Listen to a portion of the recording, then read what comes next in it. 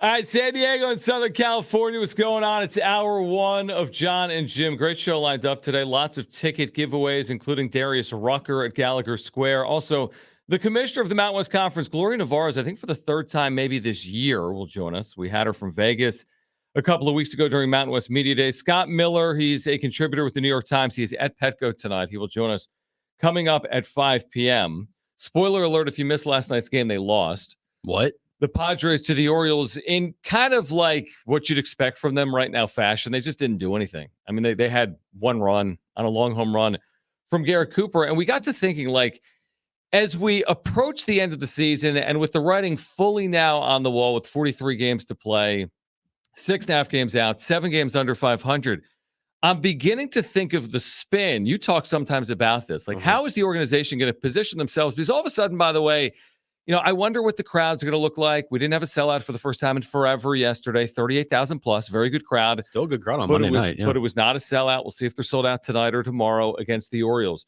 How are they going to position this? The next time we hear from AJ Preller, what is he going to say?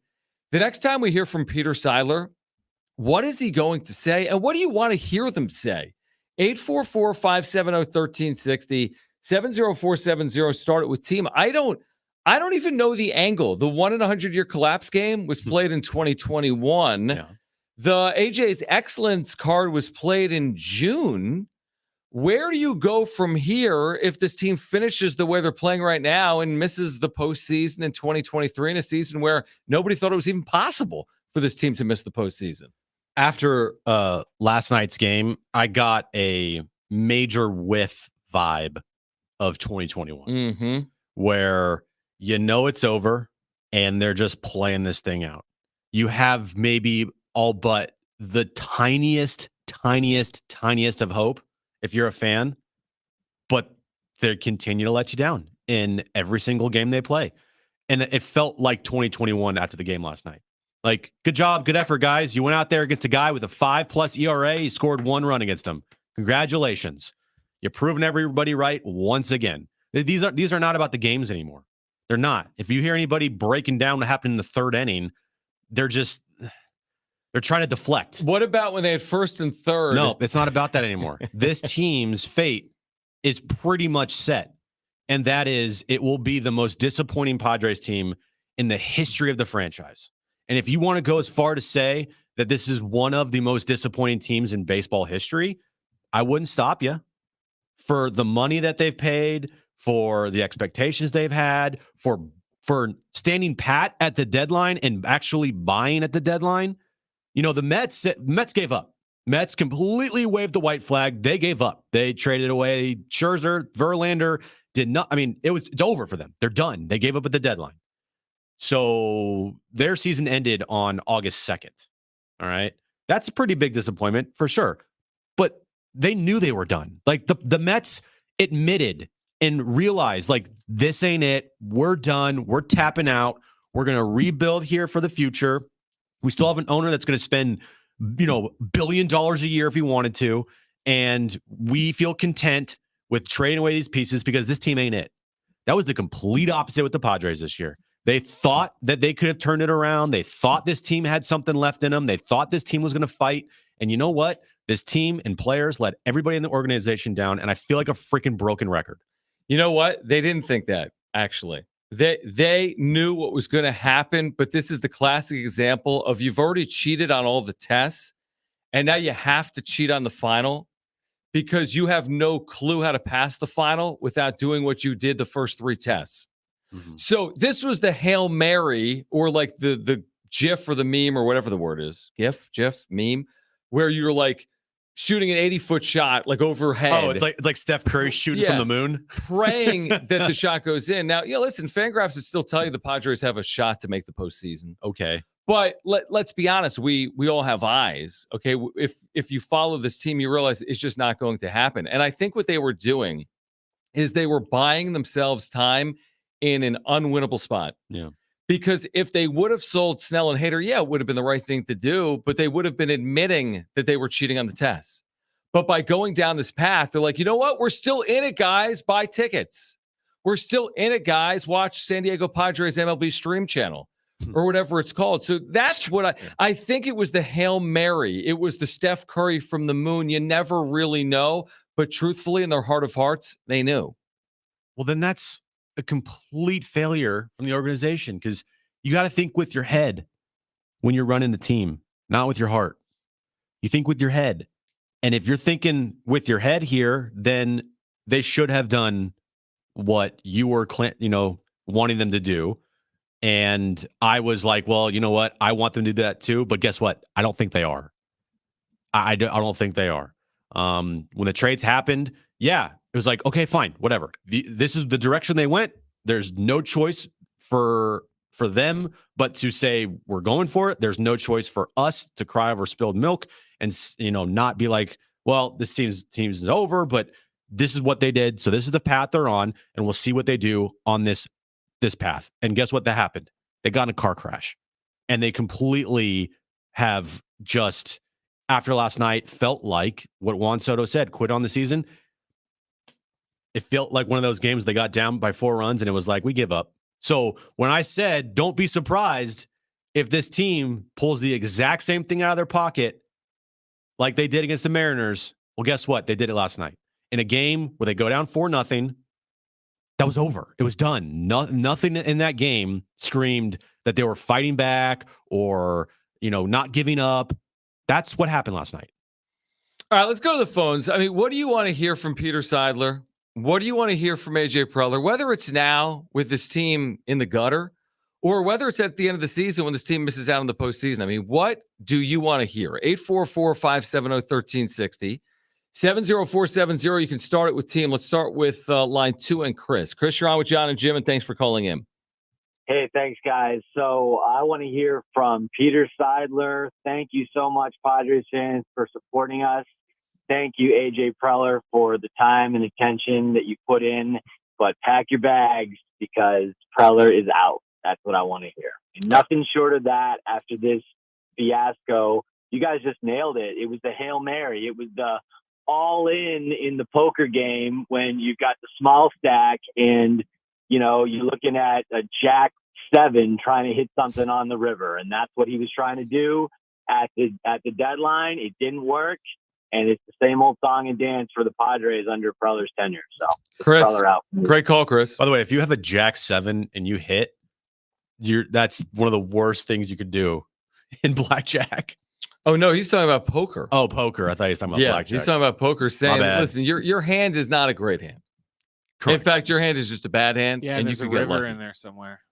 Right. Yeah, river runs deep. I remember my first time. This is why when we went to Vegas, I told you not to play blackjack or anything because you don't even know how to. When I'm like, hey, the Padres are 5 games out and they won 5 straight, you're like, oh, they're 10 out. Like, you're not a math guy. So how do you play blackjack? Can you count to 21? Yeah. Yeah. Okay, you're good. Sit down. Can you? I went to a blackjack table. Remember when we went to a blackjack table?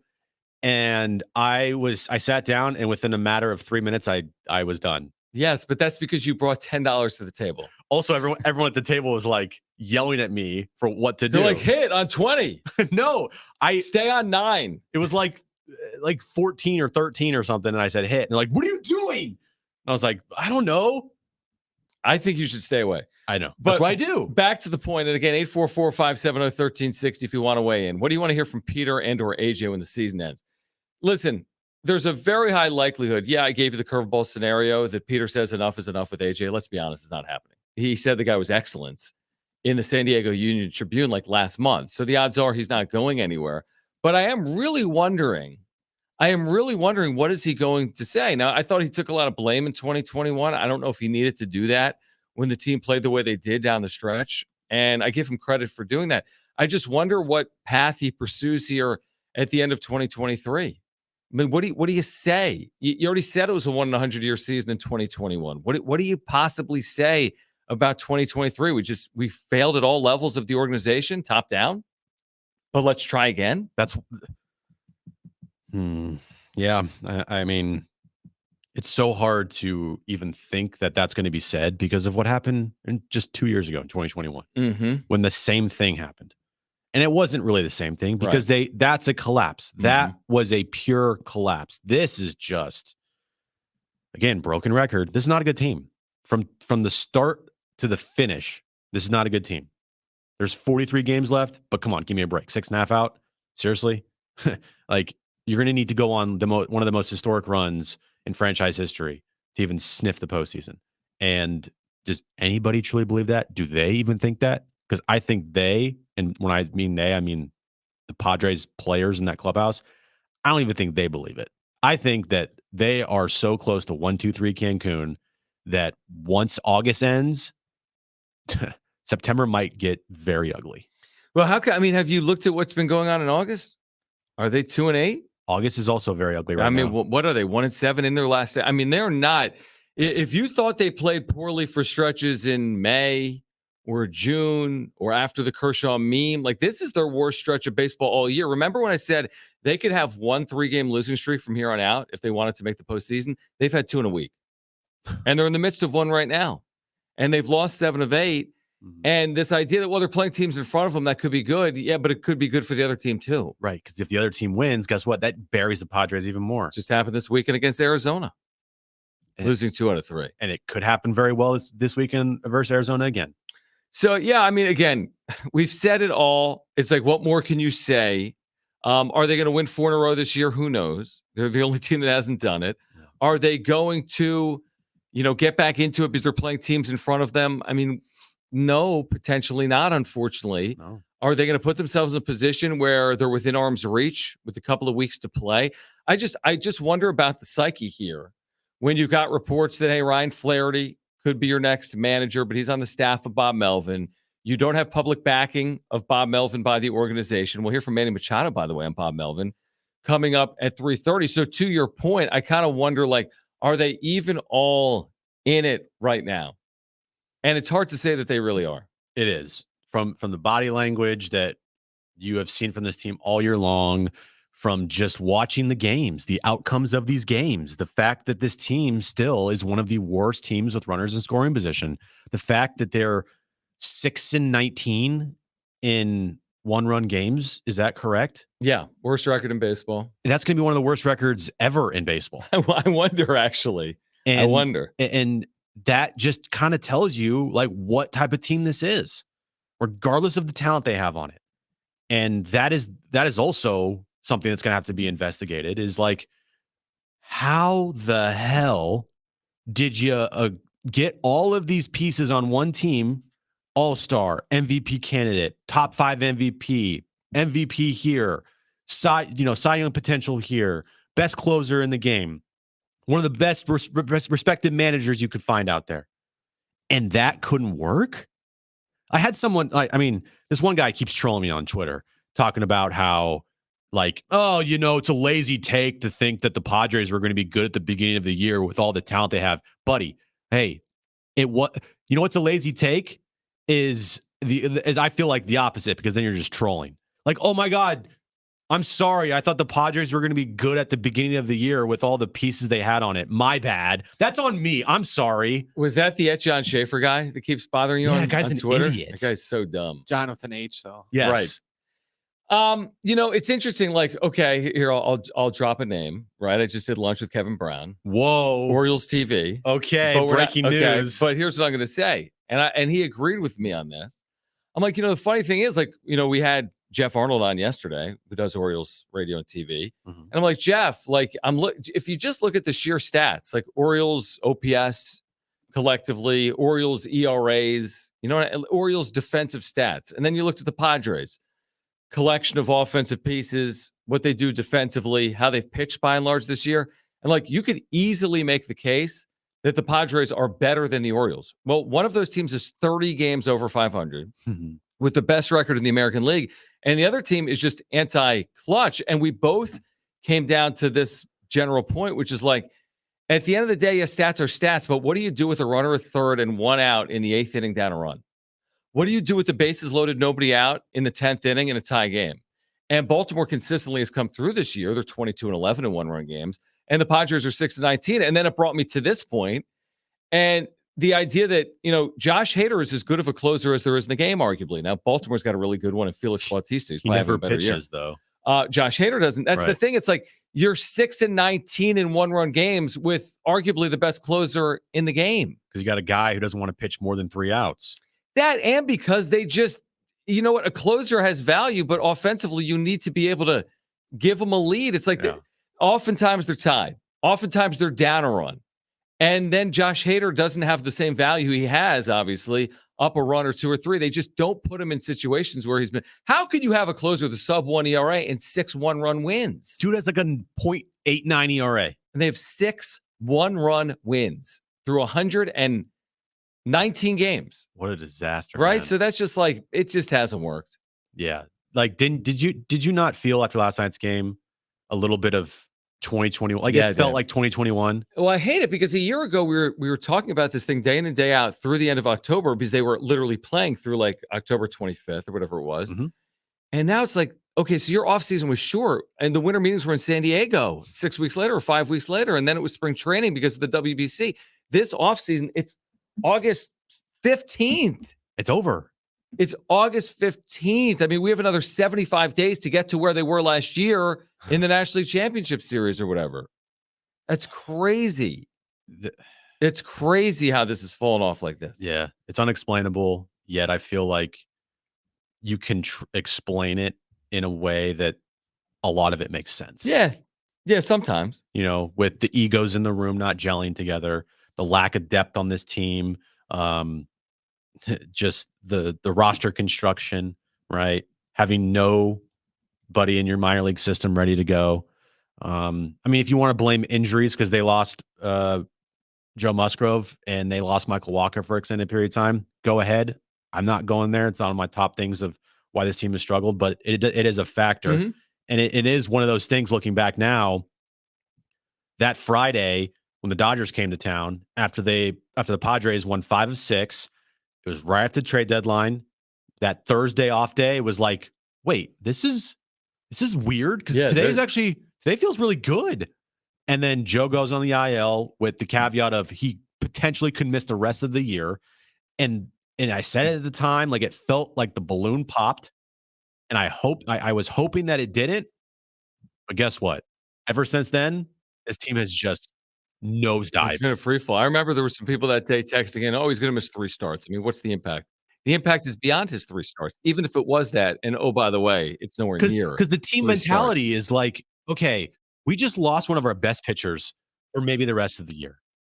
And instead, and replacing him with one of the, I'm not going to call Rich Hill one of the worst pitchers in baseball, but like Rich Hill and Joe Musgrove, that's not even comparable. Well, it was also bad fortune because we're led to believe that they didn't know Musgrove would be out when they acquired Rich Hill. Oh, more bad luck. Hill, Sorry. Rich Hill was to add to their rotation that they already needed. Yeah. I don't think it's some conspiracy. No, that they only I don't added Rich either. Hill and they knew Joe Musgrove was out. I think they would have added more if they would have known it. And they didn't, unfortunately, know it. No. It's a lot like 2021. Not that Chris Paddock was good, but they lost Chris Paddock literally on the day of the deadline. And then they had no starting pitching down the stretch. By the way, Hector in the chat, we'd love to have you guys, by the way, join us on San Diego Sports 760, iHeartRadio app, or you can watch us, by the way.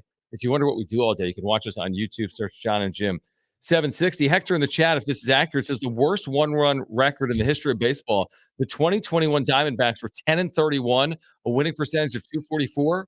Guess what? Padres have a worse winning percentage in one-run games right now. 619 is 240. Worst in baseball history is 244, according to Hector, of the 2021 Diamondbacks. 619 number says, JR, should the organization think with their head or should they think with their bald head? Good point. On the other side, Manny Machado, does he give an endorsement of Bob Melvin or not? You'll hear from Manny Machado directly, asked by Marty Caswell here from San Diego Sports 760. The commissioner of the Mountain West Conference, Gloria Nevarez, is on the show at 4 p.m., and Scott Miller from the New York Times will join us from Petco Park at 5 p.m. Plus tons of ticket giveaways today. Don't go anywhere. It's John and Jim.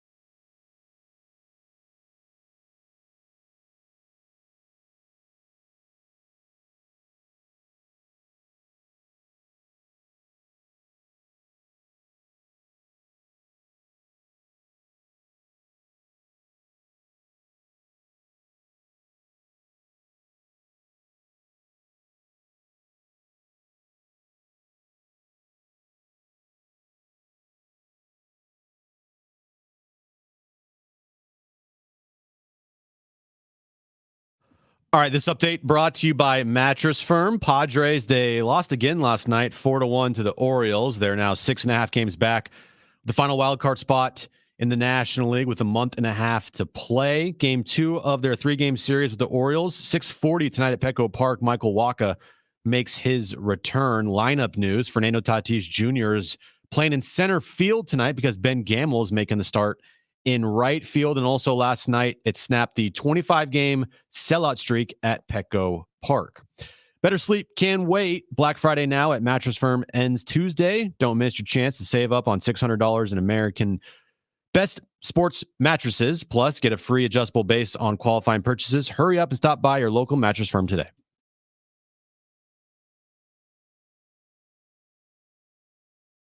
We have more details on the NBA in-season tournament. We will share coming up later this hour, so don't go anywhere. If you're in your car, if you have an appointment at 3:45, change it. Yeah, because the Padres suck. We're not talking about the NBA in-season tournament. Stupid NBA in-season tournament. I just have some details I want to share with people coming up at 3:45. Also, this hour, your chance to win tickets to see Pantera. That's right, I said it. This hour, your chance to see tickets, not your chance to see tickets, your chance to see Pantera. Pair of tickets to see some tickets. Pantera at the North Island hold them in your hand and go. At the North Island Credit Union Amphitheater, August 26th. More info at Ticketmaster.com. I remember a year ago, during spring training, there were like these like moments where Bob Melvin and Manny Machado would be like conversing on the side, like talking baseball strategy. Just talking about the game, talking about their respect for one another, right? Bob Melvin was talking about how he had talked to Buck Showalter about, his relationship with Manny Machado, and Manny Machado had said glowing things, really did, a year ago about Bob Melvin. What's interesting to me is like, why has this changed other than the fact that this team is not winning? And I thought actually heading into like today, has it really changed? I figured Manny Machado is surely in the camp of Bob Melvin. But when was this? Was this yesterday with Marty? This was yesterday, yeah. This was before the game. All right, so Marty asking Manny about the situation going on right now with the coaching staff and Bob Melvin. Your years with the Padres, you've seen a lot of change happen, in this locker room, on that coaching staff. Should you guys not find a way into the playoffs, do you expect there will be a lot of change? I'm not a GM, and I don't make those decisions, and I don't even try to consider myself to put in those shoes. I mean, baseball's already hard enough. As you can tell, we're going out there trying to compete every day, and sometimes things don't go our way. So, I think, we got our hands full in playing a game. So, that's a question you need to go ask AJ in the front office about. But, ultimately, it's about going out there and competing. I can ask you then how do you feel about Bob Melvin and what he does for this team? I mean, he's been impactful to all of us, and obviously we made it in a deep run last year, and sometimes things don't work your way, but ultimately is about going out there and about the guys in this clubhouse to go out there and play every single day. If we found from 2 years ago, by the way, I remember that exact same thing. I just heard it. There was something in there. He said the exact same thing about Tingler. He said when asked about Tingler, he said the exact same thing. Ultimately, it's about the guys in this clubhouse and us just going out and play. Now, he says that about everything, basically. Yeah. But that wasn't exactly a ringing endorsement. No. And that's unfortunate. It's not that it was the opposite of a ringing No, endorsement. it wasn't this like complete, I'm not answering the question like Manny's done before. Right. And pulling out the old cliche of it's baseball. It's just baseball, right? He says that a lot. Because I remember about Jace Tingler, like no one even in that clubhouse even mentioned, like no one said his name. Nobody said Jace Tingler's name. At least they're acknowledging like the name of the manager is Bob Melvin.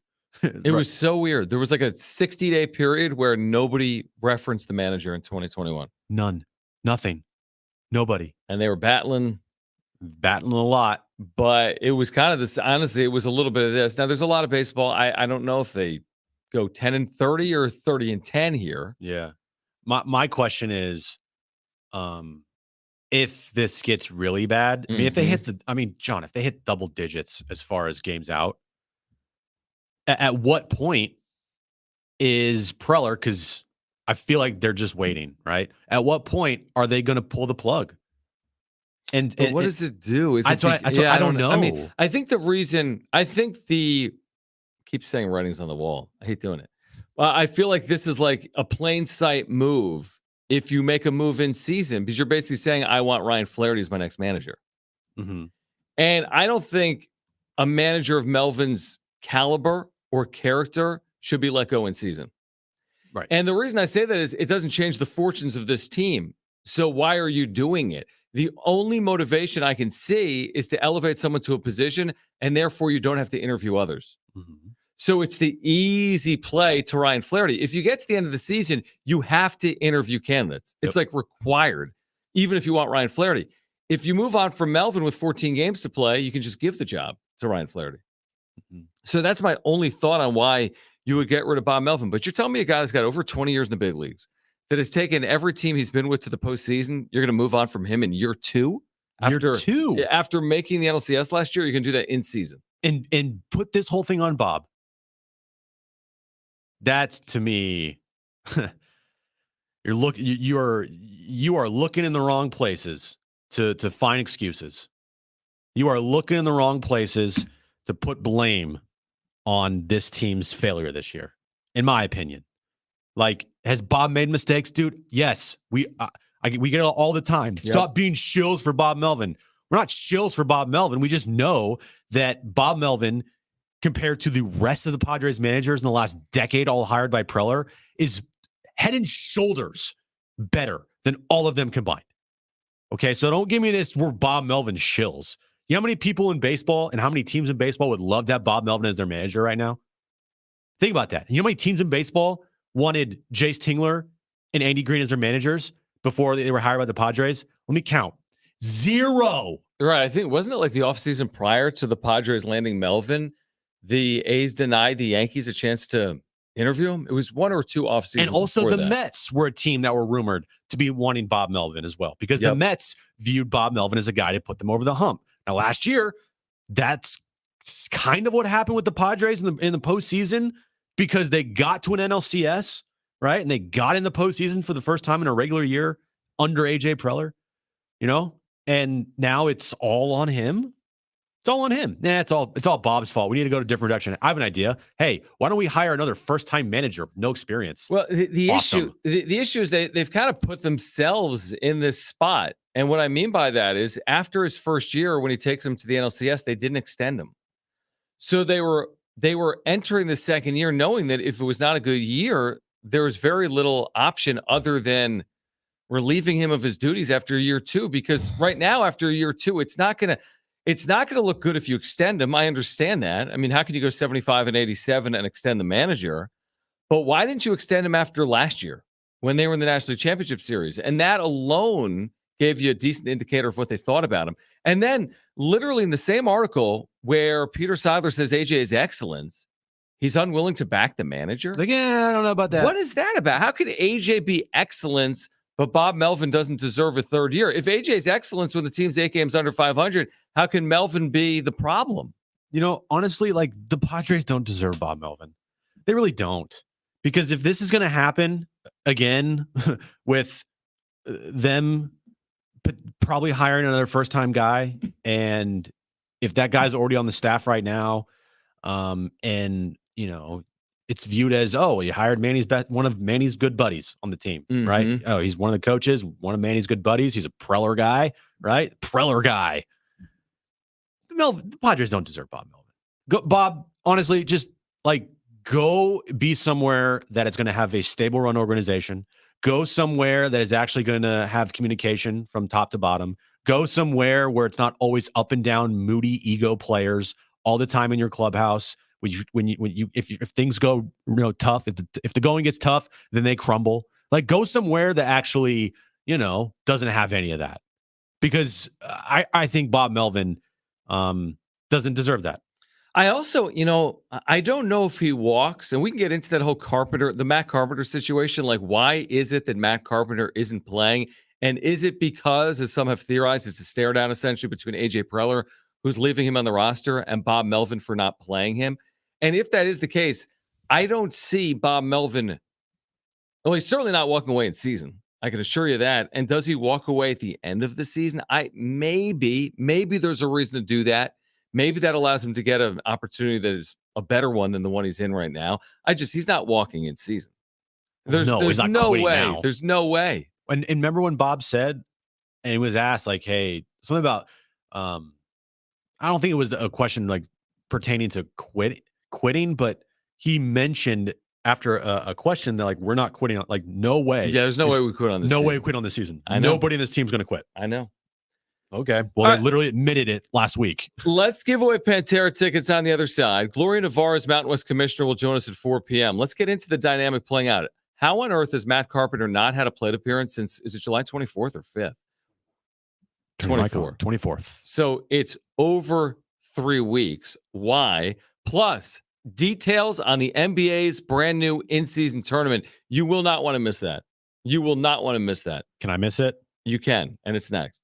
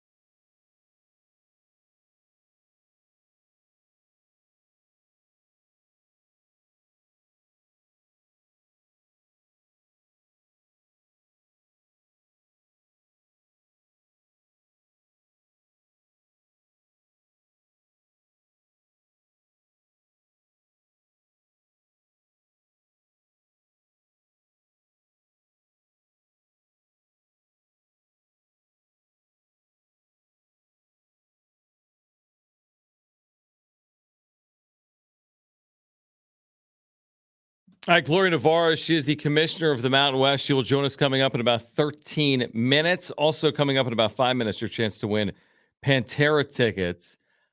Do we buy this idea that I don't know where it's even coming from, but we can share it anyway, that it's coming from the fact that Matt Carpenter doesn't play.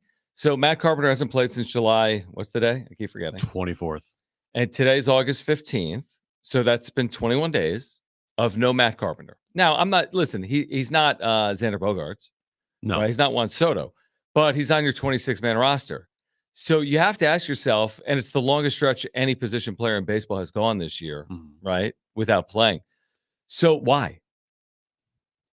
That's the $1 million. It's $12 million question. Yeah, $12 million question. Which is what he's owed these 2 years. I don't know, man. Isn't it weird? Is anybody, like Darren said, is anybody going to ask down there, like at Petco, about Matt Carpenter? Is anybody going to corner Matt Carpenter and be like, bro, blink twice if you need help? Right. You know, it would. Now, do I think he should be playing? Absolutely not. I thought he should have been cut long time ago. Long time ago. There is no point for him to be on this roster. But you signed him to a 2-year, $12 million deal. So he's got to stick around? And you're going to cut him halfway through his first year of that deal? Now, if it was a 1-year deal for $1 million like Nelson Cruz, it would be much easier to do that. But AJ Preller had to give Matt Carpenter, who had a good 40 games with the Yankees last year. And if you look at his last 5 years, that was the only good stretch of baseball he had. No. Let's give that guy a $12 million 2-year deal. Another stupid contract. For me, it just screams that we don't have anything else, because we're going to use up a roster spot on a guy that we're not even going to play because we don't have anybody else that we could bring up that could contribute in any way. Pinch running, just doing anything.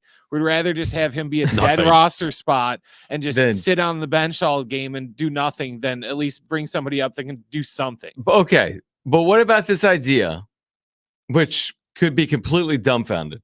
This idea, or unfounded or whatever, that AJ Preller wants to keep him on the roster, but Bob Melvin doesn't want him on the roster because of the way he's performed. So Bob Melvin won't play him. So Preller's keeping him there because it's a 2-year, $12 million deal, but Melvin's not playing him because he shouldn't be on the roster. I mean, how else? And I'm not saying that's it, by the way, because I'm not Mr. I could care less. I'm the last person to start random rumors, and who cares about this dynamic with Matt Carpenter, truthfully? But maybe it speaks to the issues that are going on in the clubhouse overall and the fact that they just can't get on the same page. But how else? Someone please explain to me what's a realistic, logical explanation for having a player on your 26-man roster that never, ever appears?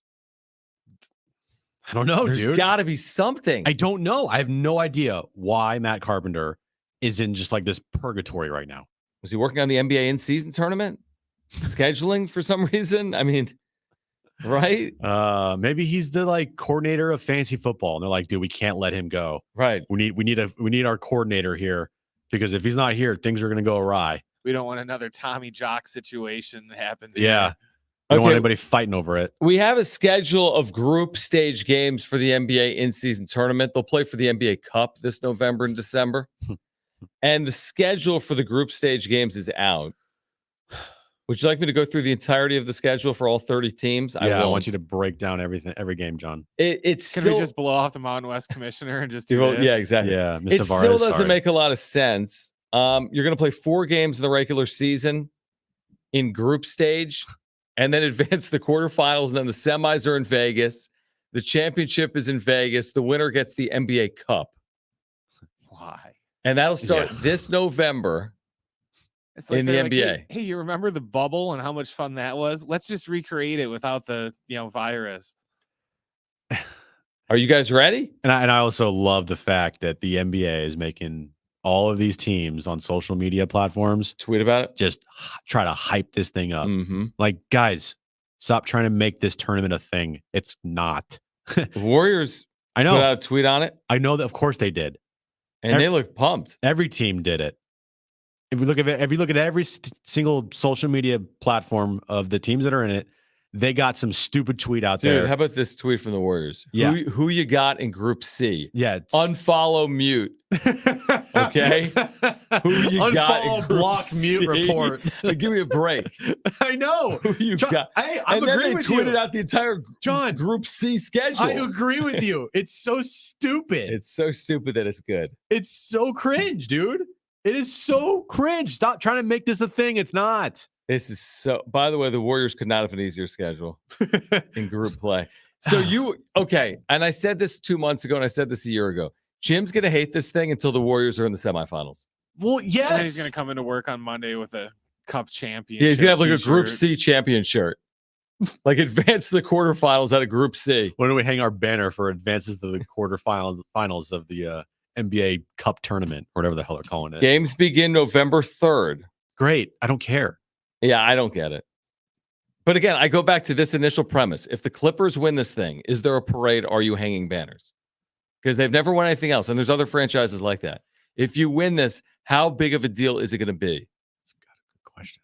I think if it's like the Warriors winning it, it's not going to be a big deal. If it's like the Clippers winning it, I think they're going to try to make it out to be a big It's going to deal. be hilarious if after whatever team wins it, what's the aftermath of this thing? Is there like this huge celebration? Does it lead Sports Center? Right? Does it? Yeah, probably because it's on ABC. Maybe Are they going to have like the NBA crews and everybody treating this like the NBA finals? Like, how is this going to be presented? Because honestly, it's a joke. I think it depends on who wins it. It's like John said, if Sacramento or somebody wins it, they'll probably make a big deal out of it. If the Celtics win it, they'll look at the 19 championships that matter in their trophy case and throw the cup in the garbage and be like, who cares Steph's about that like, stupid what? thing? Caller 5. What's the one thing Steph hasn't done in his career? Oh, yeah. It's holding him back. Caller Not a 5, Hall of you've got Famer. free Pantera Loser. tickets, 844-570-1360, August 26th, North Island Credit Union Amphitheater. Caller 5, 844-570-1360. More info at Ticketmaster.com. Call right now, 844-570-1360. 2 free tickets to see Pantera. Mountain West Commissioner Gloria Nevarez joins us next.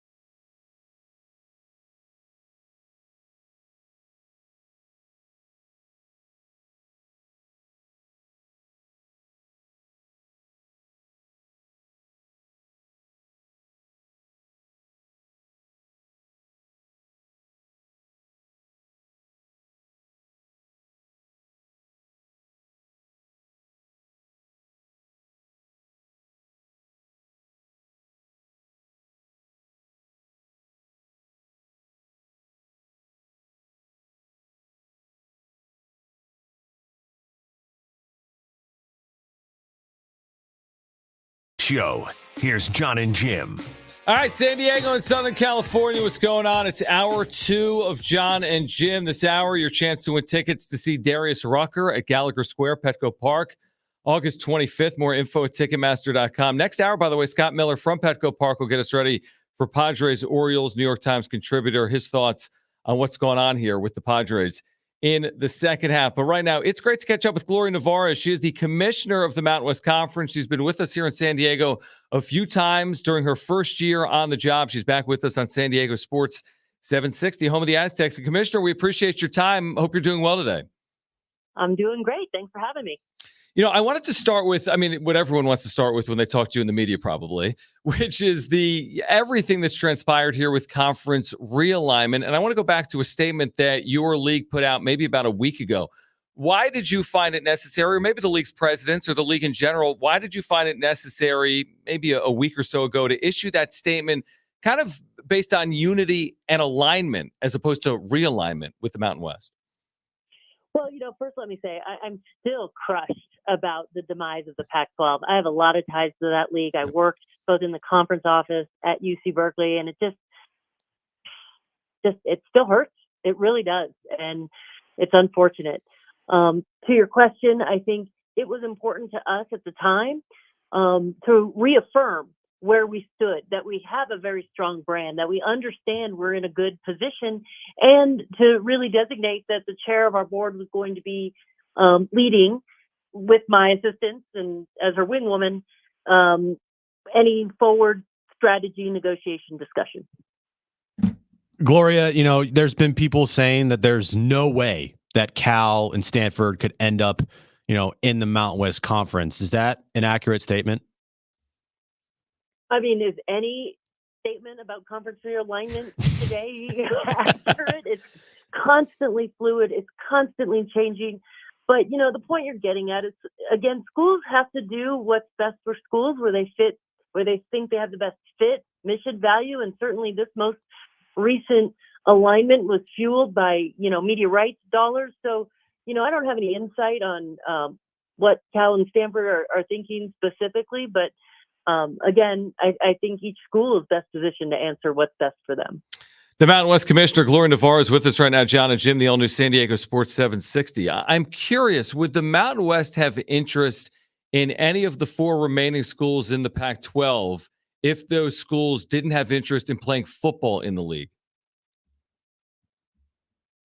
Oh, so your question is, would we take all other sports but football? Exactly. Maybe I said it the wrong way. No, I just said it backwards. Our position has been and will continue to be, would be open to exploring everything. All right. So to follow up on that, because I've heard you talk about creativity when it comes to maybe adding schools that are among the 4 remaining in the Pac-12. When you say that, if you could further elaborate on it, what are some of the mechanisms, or what's some of the creativity? What is possible if an Oregon State or a Washington State or a Cal Berkeley or a Stanford ultimately has interest, or there's mutual interest in the parties? Yeah, and I think that's a great question.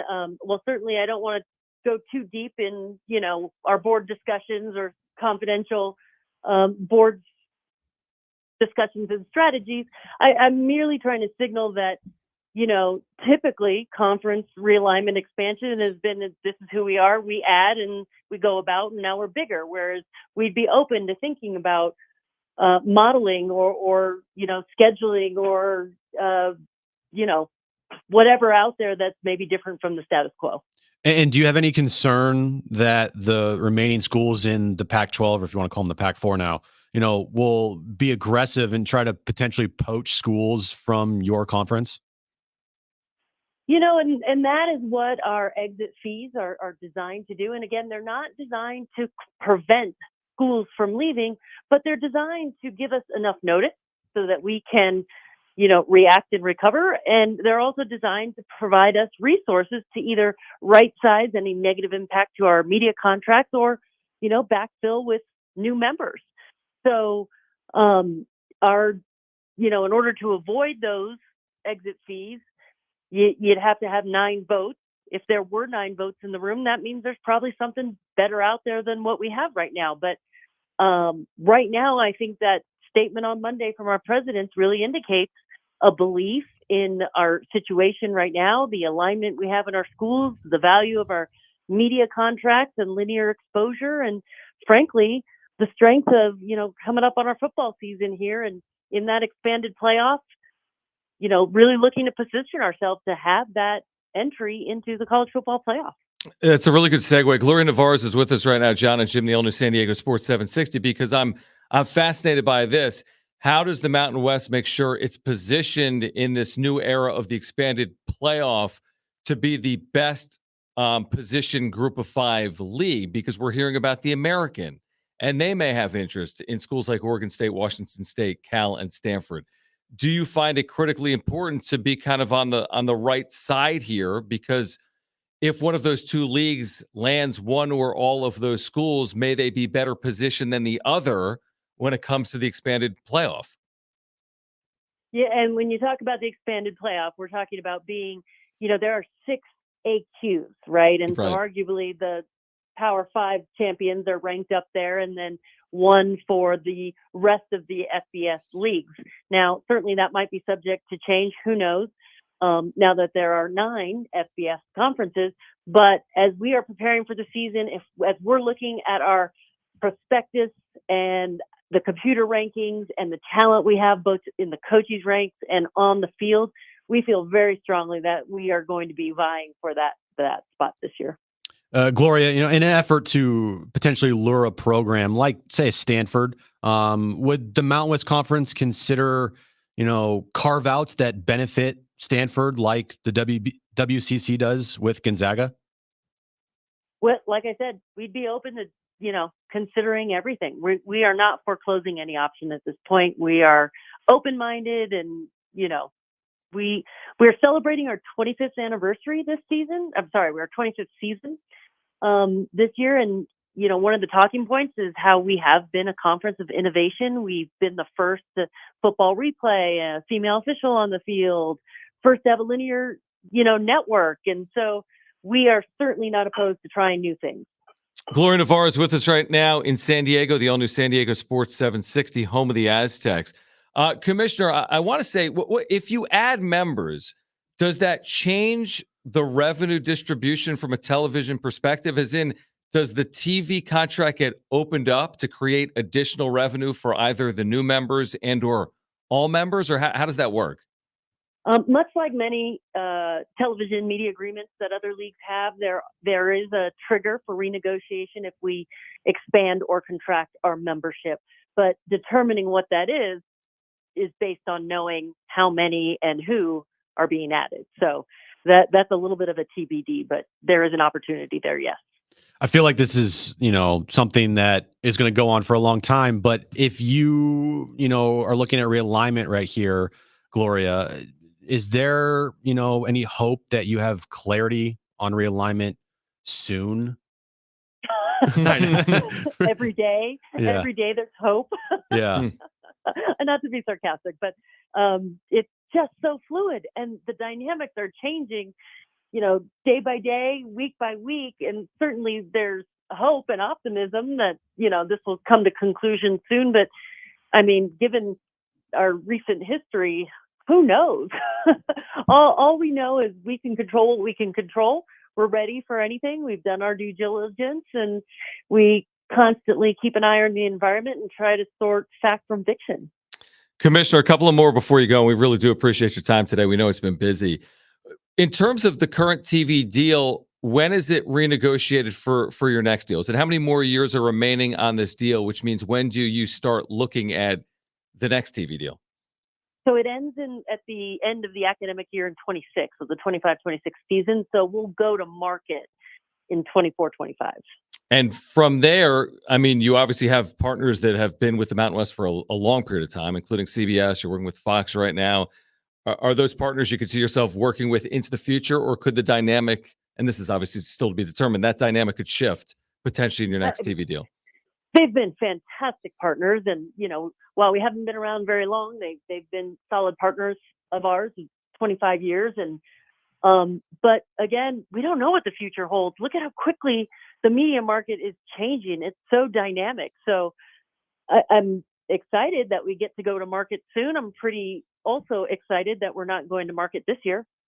Yeah, good point with what's transpired, obviously, out there. No question about it. Yeah. With the Pac-12. Quickly, Commissioner, before you go, what about just basketball on TV? San Diego State coming off an appearance in the national championship game. I know you were there. I know you were with the Aztecs on that NCAA tournament run. Will they potentially have additional television opportunities? I know there's a lot of really good opportunities, like on Big Fox, Big CBS, in both football and basketball. But could we see San Diego State in some of those windows based on what they accomplished a year ago? You know what? I certainly hope so. It's something we would definitely work for and advocate. I know I just heard today we're just finishing up our schedule, so we're just at the point where we're starting TV selection. So, that's kind of in progress these next couple weeks. Gloria Nevarez, Mountain West Commissioner, first year on the job. What a year it has been in college athletics. You can only imagine what the next year could potentially be like in college athletics as well. We really do appreciate your time. We hope to see you at some point soon here in San Diego, and thanks for doing it today. Thank you both. Appreciate you. All right. Gloria Nevarez, Mountain West Commissioner. A lot of unanswered questions because it's a wild time. It really is. Well, yeah, there's no definitive answers to these questions because it's all very fluid. And tomorrow things could change, and it could change in a matter of days. Oh no. Are you gonna sneeze? Brian can do that. Wait. No, I'm good. I'm good, guys. I'm good. Okay, you're all right. I thought it was coming out. The thing too is with the Mountain West. What do you got, Brent? I'm inspired now. If Jim can stop himself from sneezing, maybe the Padres can win 4 games in a row. Maybe. I don't know about that one. Potentially. And we'll get back to the Padres in a second. I would say this a little bit like the San Diego State conversation we had, where the Mountain West doesn't determine the next domino to fall. Stanford does. Like previously it was, I'm making it up, maybe Colorado. Yeah. They kind of use that leverage. And then maybe it was Oregon and Washington, or Arizona and Arizona State. Even where San Diego State was in realignment, they could only control so much. We've talked about that. It's not like the Mountain West today can get on the phone with even like Oregon State and be like, hey, we want you. Like, well, hold on. What's Stanford going to do? Are we going to stay together?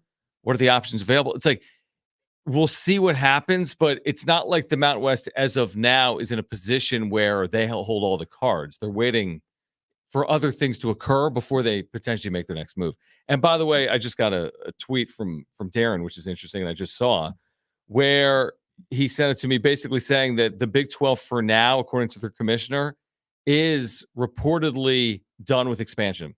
Okay. So they're focused on adding the new members. Makes sense, but I mean, they're losing Texas and Oklahoma to adding 4 new schools in the group of 5 to adding 4 schools now from the Pac-12. Yeah. Like, you can only, at some point, you probably need to think about the here and now. Right. You can't keep adding, and all of a sudden you look up and he's like, we have 20 plus schools in our conference. Right. And the Big Ten, by the way, is at 18 with the addition of Oregon and Washington. And oh, by the way, San Diego State will play a football game in a week. We're just over it. Oh, that's fun. Yeah, that'll be a week from Saturday. Now, will you be there, Jim? Are you? Yeah, Jim, why don't you? I typically do pre with J.R. Tolver. Why don't you you're good. What are you doing a week from Saturday? When's the last San Diego State event you went to, and are you allowed in? Because when you didn't go last year to basketball. I was just at FanFest. You might have just kind of ruined the season. And I was also at the celebration for making the national championship game at Snapdragon. We allowed you to do that. That's right. Because you didn't attend any basketball game last year, and they kept winning and winning and winning. So we just said, stay away. Will you go next year? Because like the season's over from last year, so you feel like you have an entry point in, or are you going to wait a year? Well, we'll be there for opening night, I'm assuming. Well, we were there for all the games last year. You still never went in. I'm just saying, hey, we're there for opening night. You'll go opening night? I think I'll go opening night. Will you be honored? Will you lead the I believe that we will win chance? Jim did not attend any games last year, and we want to thank him for not jinxing the season. Right. Okay. It's all because of me. Anyway, I do want to go to that game. I do. Do you even know who they're playing? Yeah, Ohio. Oh, I thought you were talking about basketball for a second. I thought you were talking about going to the opener. No, I thought you were talking about basketball. You're talking about football in 2 weeks, right? I'm talking about both. Oh, okay. I'm talking about both. I feel like you're allowed to go to football games because why? Well, because you didn't go to a basketball game and they made the national championship. And I went game. to a football game. I went to 2 football games last year. And they went 7-6, so maybe you should stay away. Oh. Yeah, that's a good point. Yeah. So I got you all of a sudden. Do I have you down the path of it's kind of an exciting game next Saturday? I know what you're thinking. San Diego State, Ohio. There's something about this game for both of these teams. Ohio 10 wins last year. San Diego State 7-6. This is not just some Idaho nothing State. cream puff. Yeah, like this is not opening up against, University of Phoenix Online. This is a legit team, Ohio, and I'm all on board for this game. It's not Arizona like it was last year in the opener, no doubt. It's not going to have that attention on it. No, it nowhere won't. near. Yeah, but I'm all for it. I want to see how this offense looks with Ryan Lindley as the offensive coordinator. Jalen Maiden, if he can improve, if the offense is going to look much improved, the whole thing. I am very curious to see, and I'm all on board, man. Ohio in 2 weeks from Saturday, like, sign me up, dude. Sign me up. Yeah, I'm looking forward to it. It's a sneaky, really good game. 4:00 Pacific, a week from Saturday, nationally televised, heard right here on San Diego Sports 760, 4 p.m. Pregame coverage will begin at 2 p.m. We barely touched on this earlier. You referenced it. Maybe we talked about it in the Fusion. Fernando Tatis Jr. in center field is somewhat interesting. Yeah. He's got, I think Darren said 7 career games in center field, none in 2023. And oh, by the way, he's probably up for a Gold Glove in right field this year based on his performances. Is this more of a reflection of Trent Grisham, or is this more an eye towards 2024? And this is where and that's also a reflection on Trent Grisham, but thinking about Tatis, and with all due respect, honestly, to Grisham, if the organization is better with Tatis in center field in 2024, then I don't care what Trent Grisham, is doing even in 2023. Well, Fernando Tatis Jr. is the story. They brought up Ben Gamble. Yep. So they wanted to put him in the lineup, and you can't play him in center field, and you have Tatis who can play center field and right field. So that's what they did. I don't view this as like this changing of the guard, and Tatis is going to play center field for the rest of the year. Audition, and you're never 2024. Yeah, you're never going to see Trent Grisham again. Oh, I agree with you on that for 2023. But I do wonder if in the final, is this the beginning of an admission? Not that Tatis in center puts you in a worse spot to win. It does not. The guy's a great defensive player. It's like, all of a sudden he's in center. They don't care. But does this begin the tinkering and experimenting portion of the schedule? No, I don't think so. Too early. Too early, yeah. If it was 10 out, like you said earlier, and even if there's 40 games left, but you're 10 out. If they get to 10 out, you're going to start seeing Juan Soto get more rest days. I agree. You're going to start seeing Manny Machado get more rest days. You aren't going to see this team, putting their best foot forward every single night. You might even see a Matt Carpenter at bat if they're 10 games under. You're right. Or 10 games out of a playoff spot. Or 10 under, honestly. Well, both of those are very on the table. And they're already 7 games under right now, 6 games under right now. What are they, guys? I've lost track. They're 56 I think it's more than 6. They're 56 and 63. They're 7 games out. 7 games under. I want to say when Seidler spoke, Jim, they were 8 under. That was a low water mark for the season. Was it in Cincinnati off the Pittsburgh sweep? It was, with the glowing endorsements of AJ Preller saying that he was excellence. I actually, from that moment on, if you recall, they actually did play better for a moment. Pulled to within 2 games, I think, of 500. A brief moment. It was a brief moment. I'm with you. But now the wheels have fallen off again. And they're right back to where they were. And time is running out. It's one thing if you were looking at your schedule, right, and saying, oh, we have, 100 games left. Dude, you're looking up. They got a month and a half left. They got 43 games. According to MLB Network, they're in the hunt. Give me a break. Come on, really? 6.5 out? Come on. I mean, stop. When can we take them off the wild card graphic? 8.5. You take them off the graphic? Shoot, I would take them off. I would take them off right now. Really? I would take them off right now. If you're producing for MLB Network, you're like, get the Padres off there. I wouldn't put them on there. They don't deserve to be on that list. Deserve? They don't. I mean, right. I mean, it's just kind of, yeah. I mean, right now you've got, for example, Miami's in the lead for this last playoff spot, and they've played very well. Yeah, and Josh Bell, by the way, is leading the way for them, hitting like a home run every single game. He's been very good. Shocker how that happens somewhere else other than San Diego when the guy gets traded. But then you got the Cubs, who have played really good baseball for about a month. You have the Reds, who have not played great baseball but are in position. Mm-hmm. And then you have the Diamondbacks, who are trying to pick themselves off the mat. After They're a done. 500 team. They're not. Yeah. But it's like, to your point, you've got Miami, Chicago, Cincinnati, Arizona, all vying before San Diego. And, oh, by the way, San Diego's 3 games behind all those teams, if not more. So and throw in San Francisco, too, because San Francisco's they're yeah, not doing well right now. That's so they could true. be fighting for the final wild card spot as well. I won't officially say there's no chance yet. Soft. I can't do it because I look at Fangraph 17.6%. 17%? I know, it's crazy. 17.6%. They're saying there's a 1 in 5.5, 1 in 6 chance that the Padres still make the postseason. Like I said, they're going to get eliminated like mid-September with like 14 games remaining, and they're going to end up ripping off 14 straight wins, 8 in a row when they, at that point in the season, the day they get eliminated, haven't won 4 games in a row all year. And that is going to be such a just slap in the face, dude. Like, really? Right. Now you guys start playing good baseball?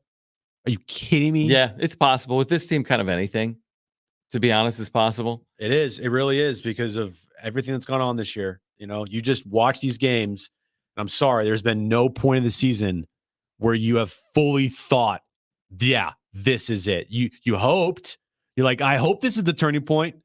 I mean, there's a couple times this year I was like, hey, if this team continues on this little run they're going on here, that game will be a turning point. There was like 2 or 3 of them. I was like, okay, that game could be a turning point. That game could be a turning point. I'll give you the one. And they weren't a turning I'll give you the one that felt real and was taken away by, of course, shenanigans. And everything has had that. Let me explain. Can I guess? They were, okay, say it. Well, now they said it, you should kind of know. Shenanigans? Yeah, kind of. Was it the Rockies game 1 against the Rockies before the trade deadline? No, I'm thinking they beat the Dodgers fair and square in game 1. Oh, yeah, of a series. Their first meeting against them since the postseason. They win game 1. They get to 18 and 15. You're like, this team might be good. You're going Kershaw meme on me? But I'm saying, this would be a fun year. They're 18 and 15. They just beat the Dodgers, coming off a postseason win. Nice little roll back in it. I mean, and right, they had started slow. I'm like, you know what? This team has a chance to be good. Yeah. And then all we talked about was the stupid meme. And from that point on, they're 10 games under 500. From 18 and 15 until today, they are 10 games under 500. All right, so I found the problem. Blame the season on Video whoever put that meme on the board. Blame Groupner. Blame the video ops people, because, yeah, it's all their fault. Right, exactly. It's all their fault. It's not the team. No, not the team. Not the players. Right. Not the players. The video guy. All right, on the other side, let's get to the wrap. Will Bob Melvin be managing in the big leagues in 2024? Plus, later this hour, Trainwreck Radio, your chance to win tickets to see Darius Rucker. This is at Gallagher Square, August 25th, Petco Park. More info at Ticketmaster.com. Scott Miller, New York Times, will join us coming up at 5 p.m. Stay with us on John and Jim.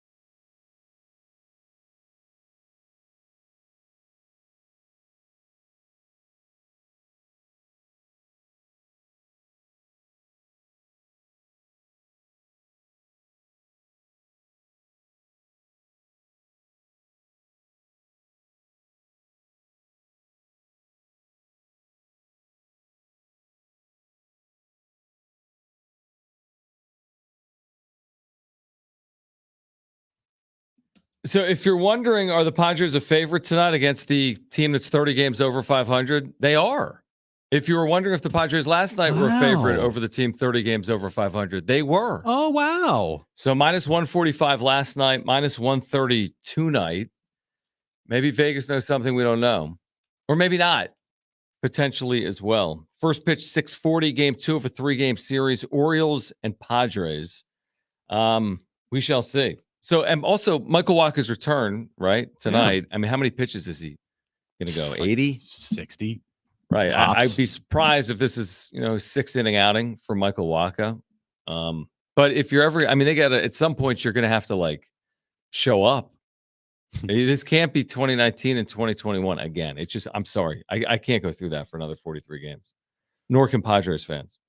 This hour, your chance to win Darius Rucker tickets, Gallagher Square, August 25th. More info at Ticketmaster.com. Scott Miller, New York Times. He will join us coming up at 5 p.m. from Petco Park. And right now, let's get to this.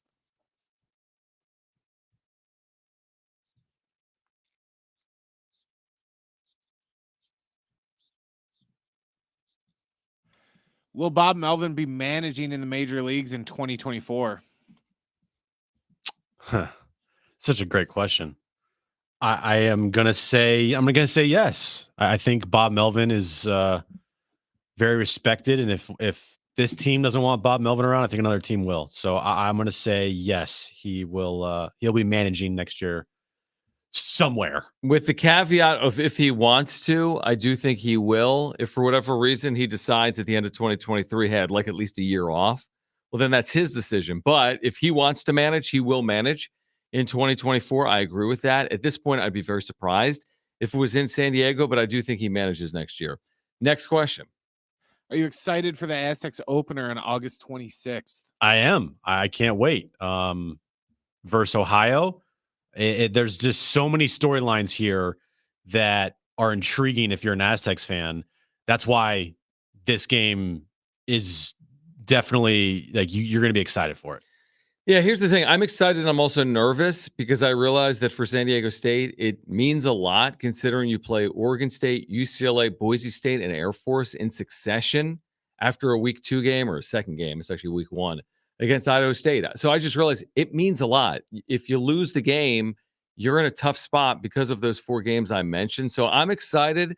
I really am. I think it's going to be a good game. And I think San Diego State's got to find a way there against Ohio to pick up a win. And if they do, we'll see what it means for them throughout the course of this schedule. Next question. How many touchdowns will Ezekiel Elliott get next year with the Patriots? Oh, Zeke. Oh, yeah, Zeke. Everyone's okay. So what do you think?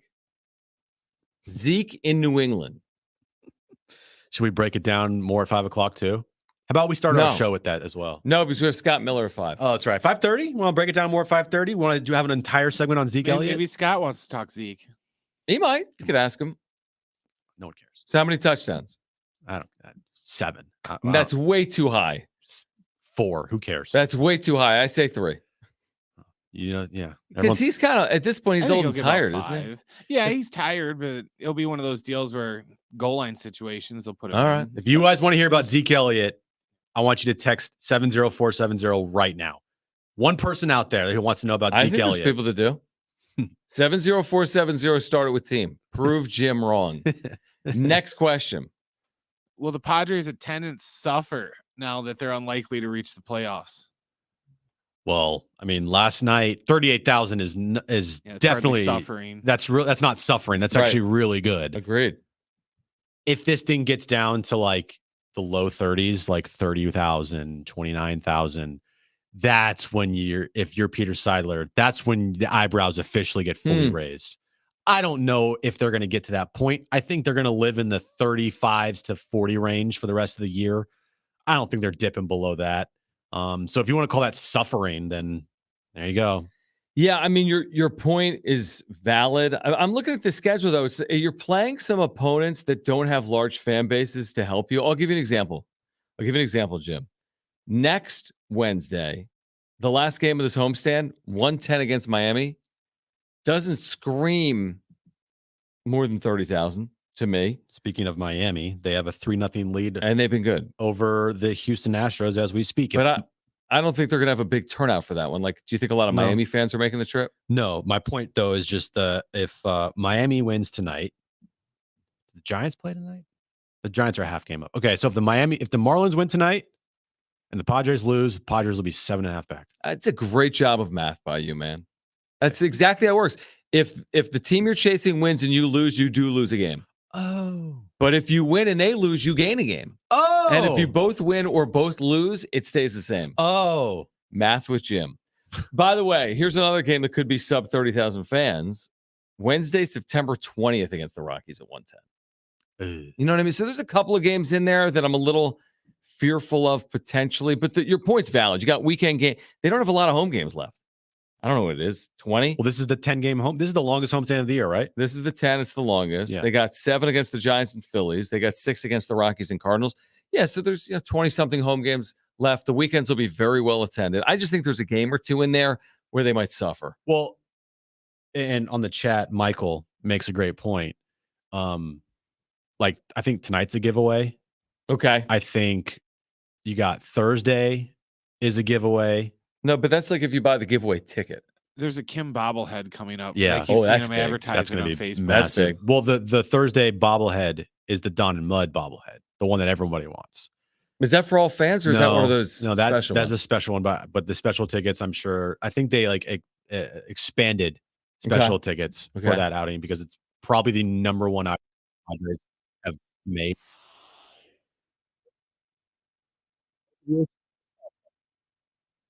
Don and Mud bobblehead that talks and has Sure. their little catchphrases. in there. So, yeah, they've done a great job this year, the marketing team, for making sure that the games that you just mentioned, Yeah, the there's Tuesdays. there's and the incentive to Wednesdays. go to those because they're having giveaways on those days. They Yeah. never do giveaways on the weekends because the weekends are Packed anyway. guaranteed, 43,000. Yeah. So they put the giveaways on the nights or the days where they think like we might struggle here. So let's give some more incentive to come to the ballpark because we have a shiny new hat or like No, a smart. backpack. It's very smart. That's called marketing. Yeah, This works well. very smart. All right. On the other side, we're giving away tickets to see Darius Rucker. You need to call 844-570-1360 right now if you want those tickets. Our first 2 callers will be our contestants for something we call Trainwreck Radio, which is sports trivia or just trivia in general, to be honest. Call right now if you want to be a contestant. We need 2 callers for a chance to win tickets to see Darius Rucker. This is at Gallagher Square, August 25th, Petco Park. More info at Ticketmaster.com. The number to call, 844-570-1360. Again, 844-570-1360. Scott Miller from Petco Park, New York Times contributor. He'll join us coming up at 5 p.m. Stay with us.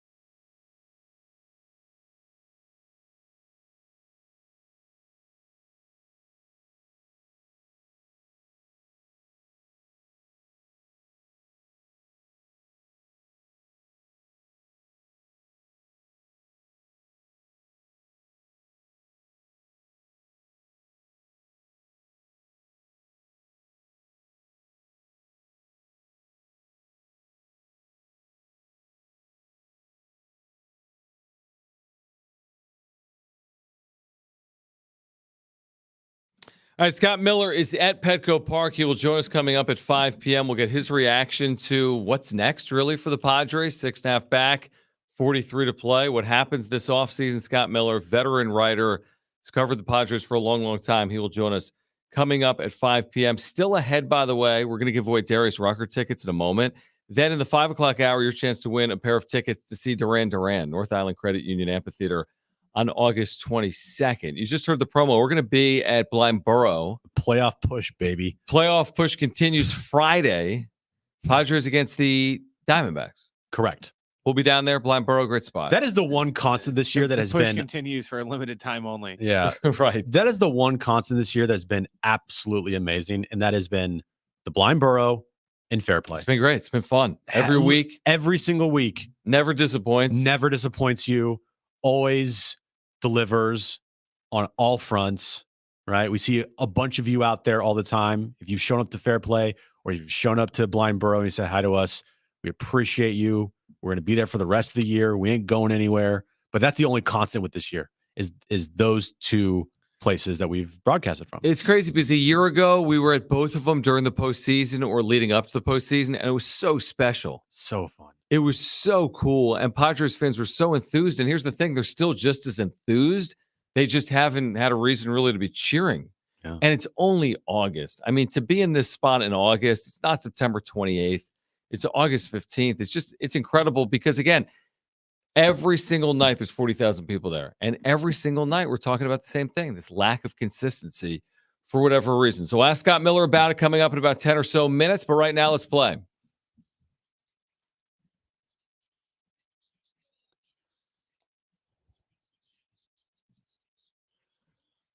All right, 3 questions, 2 contestants, 1 lifeline. Today's 2 contestants, we have Mark and we have Kai. Mark, you called in first, so you have your choice of John or Jim. Who do you want to go with? I will take John. All right. All right. Mark, you get John. Kai, you get me. All right. All right, let's do it. All right. Perfect. Brent, what is today's question of the day? All right, guys, we're going to keep the NFL questions going for at least one more day. Yay. Last year, there was 6 quarterbacks. Hey, in 2 weeks, it's going to count. And last year, there were 6 quarterbacks that had 399 or more completions in the NFL. Today's question, name any of the 6 quarterbacks that had 399 or more completions. Wow. So only 6. Yeah.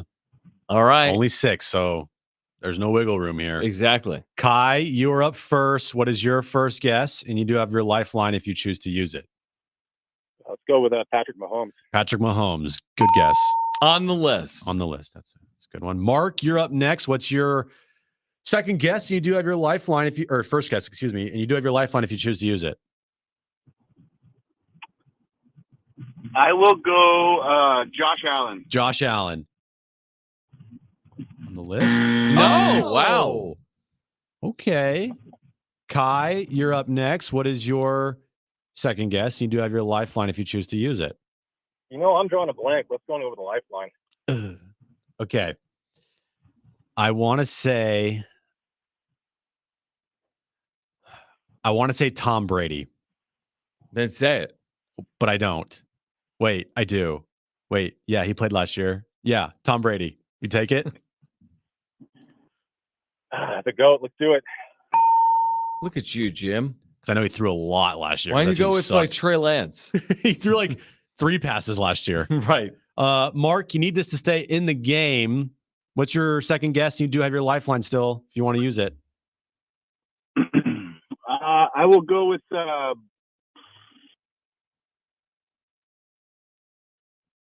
Justin Herbert. Justin Herbert. Good guess on the list. Well done. Good job there. Kai, this is to win. You don't have a lifeline, so this is up to you. What is your final guess? Oh, man. Jeez, I've been watching that QB show on Netflix. How about Kirk Cousins? Kirk Cousins? On Kirk the Cousins list? for the win. I didn't even hear him Wow. say that. I thought he was going to say who else was on the show that never plays. Marcus Mariota. Yeah, I was going to go with Mariota. Don't call me Mariota. Marcus. Whatever his name is. Yeah. Okay, Steve. That's exactly What's where his I got actual from. name? Marcus Mariota? Mariota. He hated Steve. Hated Steve when, was a big he's like, it's not grammar Mariota, person it's with that. Mariota. Relax. All right. So who else was on this list? There were only 6. All right, Brady was number 1, Herbert was number 2, Mahomes was 3, Cousins was 4, Joe Burrow was 5, and 6 no one would ever guess. 6. Nobody would guess. He's more famous for one of his own teammates breaking his jaw in training camp than he is playing. That would be Glassjaw Geno Smith. Wow. Remember that Oh, year? because he didn't play every. Well, because remember his rookie year, he was supposed to start for the Jets that year, and he mouthed off to some lineman, and they punched him in the face and broke his jaw. I only kind of remember that. Wow. That's all I ever think don't about with remember Geno it. Smith now is that. But he was the last one. He I remember started, it, and by remember it, I don't remember it. He had like a nice year, didn't he? Like just in general, quasi. He was a Yeah, Pro last Bowler. year he Yeah, did. he was a Pro Bowler, but He was a everyone's really good Pro year. Bowler. 30 touchdowns, 11 picks. Yeah, that's a nice little year. All right, so congratulations because you have won this. Who's our winner, Kai? Did Kai win? Yes, John. Yes, John. Yeah. Okay. Congratulations, Kai. You've won a pair of tickets to see Darius Rucker. This is at Petco Park, Gallagher Square, in fact, August 25th. More info at Ticketmaster.com. Scott Miller's going to join us on the other side. There's a lot to get into. The future direction of this franchise, for example. He's at Petco Park tonight. His thoughts on the floundering Padres. Also, Fernando Tatis Jr. in center field. Offseason priorities for the Padres. A lot to get into with Scott Miller. He's going to join us on the other side. Also coming up in the 5 o'clock hour, your chance to win a pair of tickets to see Duran Duran. This is at the North Island Credit Union Amphitheater, August 22nd. More info at Ticketmaster.com. Also, Jim's back page is still ahead. So it's hour 3 of John and Jim. We'll kick it off down at Petco Park with Scott Miller, New York Times contributor, talk about the Padres. He'll join us next. Hour 3 next, John and Jim.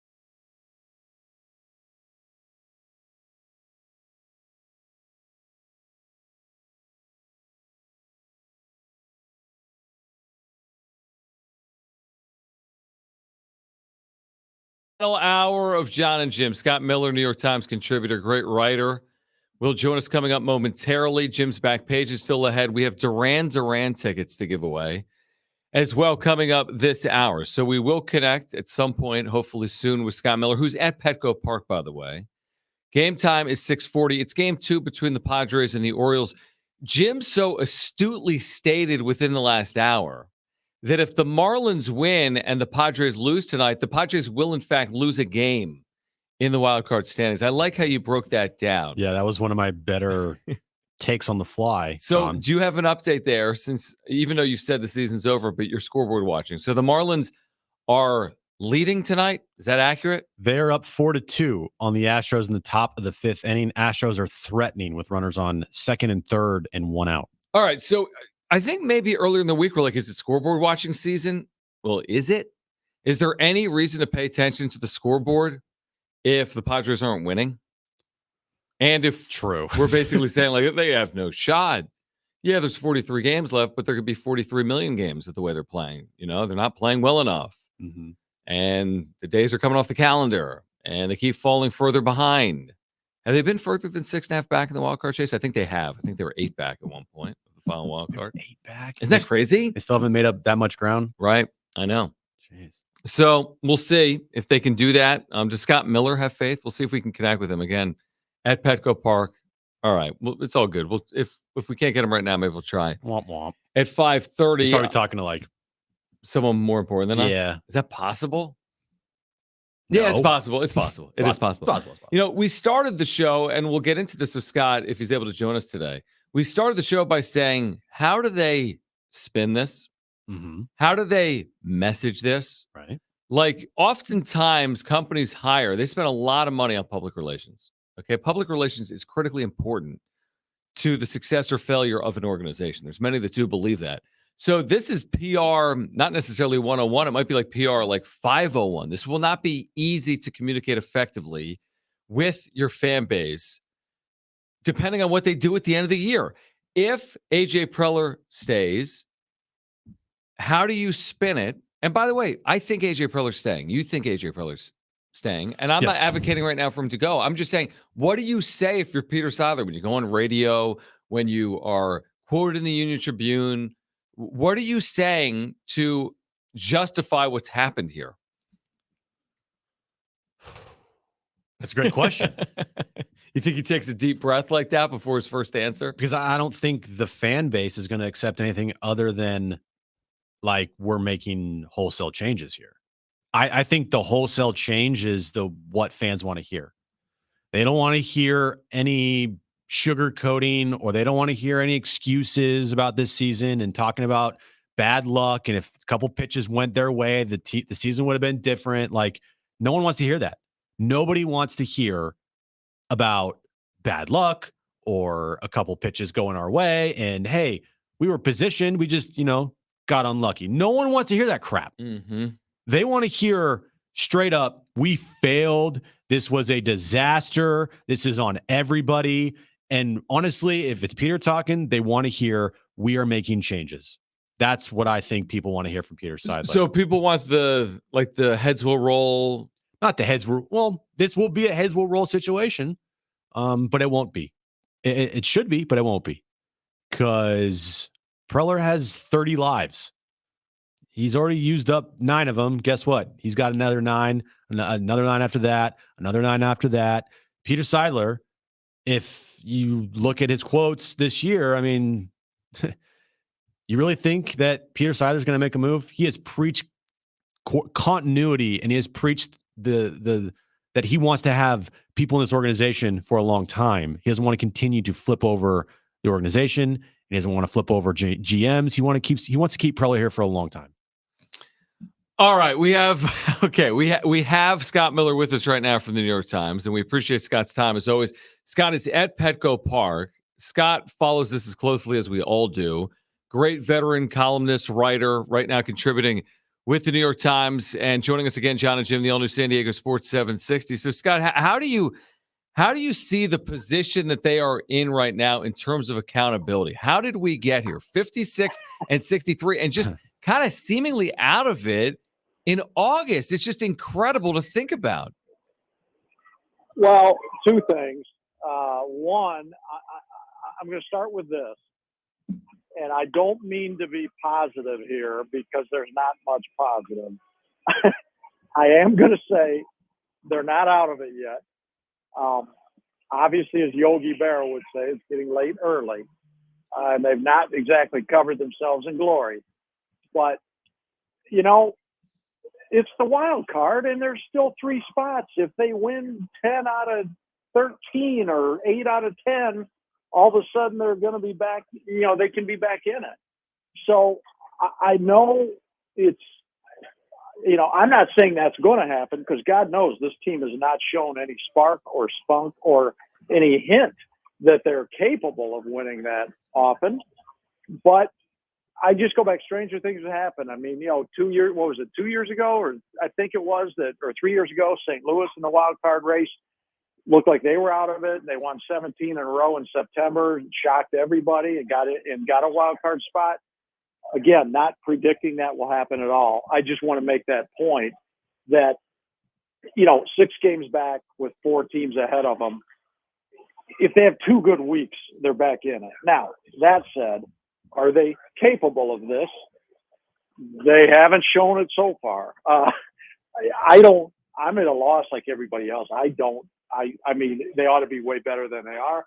It's an uneven roster. There's no doubt about that. I mean, you know, we've talked about that all year. That, you know, once you get past the big 4, you know, that once you get down to about number 6 slot in the order, beyond Bogarts and Soto and Machado and Tatis, you know, it's pretty bleak. I mean, you know, they're giving Trent Grisham a day off tonight, you know, and Tatis has moved over to center field and Ben Gamel is in right field. That doesn't exactly get anybody's heart pumping, but that's who they've got on their roster, along with Matt Carpenter, who hasn't played since July 24th. Scott, would you be surprised if Bob Melvin's the manager of this team next year? I'm going to say no. My answer is no because, you know, they paid him pretty good money to get him down here, and whatever he's up around $3 or $4 million, he's got 1 year left on his contract. I look at it from a couple different perspectives. One, if I'm Bob Melvin, I'm not sure, you know, the incentive for him to come back. I don't think he's got full autonomy to run the team. There's a lot of disparate things going on, I think, in the organization. And, you know, I mean, but just from his perspective, when this is the roster he's got and things like that, but I don't see him stepping away because if he resigns, first of all, I don't think he wants to go out this way. So, you know, in terms of will he be back, you know, that gets tricky because, I mean, usually if in a disappointing year like this, there's at least one scapegoat, if not a few. But if that's the case and they fire Bob Melvin, well, all this money they're spending on the roster, I mean, there's another $4 million or whatever it is they're going to have to eat next year by, you know, firing Melvin. So it's going to cost them in terms of money, I think, in credibility, because the other end of it is, I mean, this is what the 3rd manager AJ Preller has hired. All my years in the game, most front office executives, by the time you hire your 3rd manager, you're the one on the hot seat, not the manager anymore. And most executives don't get a chance to hire a 4th manager. But, you know, we've already been through the firing of Bud Black and basically the wasting away of 2014 or whatever year it was, 2015, when hired Black and you know, Pat Murphy was the interim manager the rest of that year. That was pretty much a waste of a season. Then I hire Andy Green and then Jace Tingler and Bob Melvin. And eventually, I mean, this is, you know, the 9th year, I believe, for AJ Preller as the baseball ops head. And what is it, 2 winning seasons I think they've had? So I'm just at a loss. I'll be honest with you, Hmm. where this organization goes from here. It's interesting. Scott Miller, New York Times contributor, with us right now, and John and Jim. You mentioned maybe, hey, organizationally, not everyone's pointed in the same direction, essentially. So back to what you said a moment ago about Matt Carpenter. In the grand scheme, all right, no big deal. I mean, this isn't Fernando Tatis Jr. sitting for 3 weeks. That'd be a huge deal. But how do we explain this situation that is playing out, and does it speak to the larger issue organizationally? Is this something more about the Preller-Melvin dynamic than it is about Matt Carpenter? How do you see it? I don't know. It certainly leaves that question open. Whether there's anything there or not, I don't know. It's hard to say. I think it speaks to the lack of anybody being ready in the minor leagues that's better to come up and take Matt Carpenter's place. I think it speaks to that. I think it speaks to, again, some of the roster signings. I mean, look at going into this year, Nelson Cruz and Matt Carpenter were going to be the kind of the designated hitter tandem. And, they already released Nelson Cruz. There was a time when Rougned Odor was here playing in the infield. He's been released. There was a time when Adam Engel, the outfielder that played a bit with the Chicago White Sox, when he was here, he got released after 6 at-bats or 6 games, or not. I don't think it was 6 games, just a couple of bats. There's just a lot of things like that leave you scratching your head when you're trying to add up the sum of all these parts this year.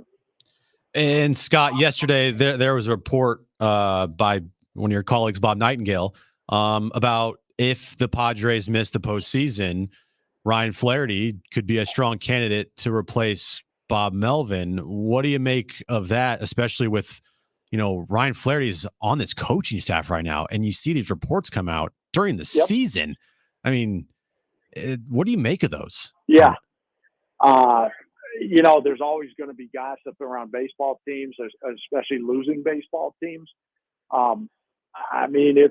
Let's just say, Flaherty and a handful of the other coaches are holdovers from the Jace Tingler era, right? They were hired by the baseball operations department. They weren't hired by Bob Melvin. So anytime, and this is the case with most organizations anymore, it used to be a manager would bring in his coaching staff. The managers were afforded the autonomy and the respect that they're going to work best when they have their own coaches that they trust, that they work well with.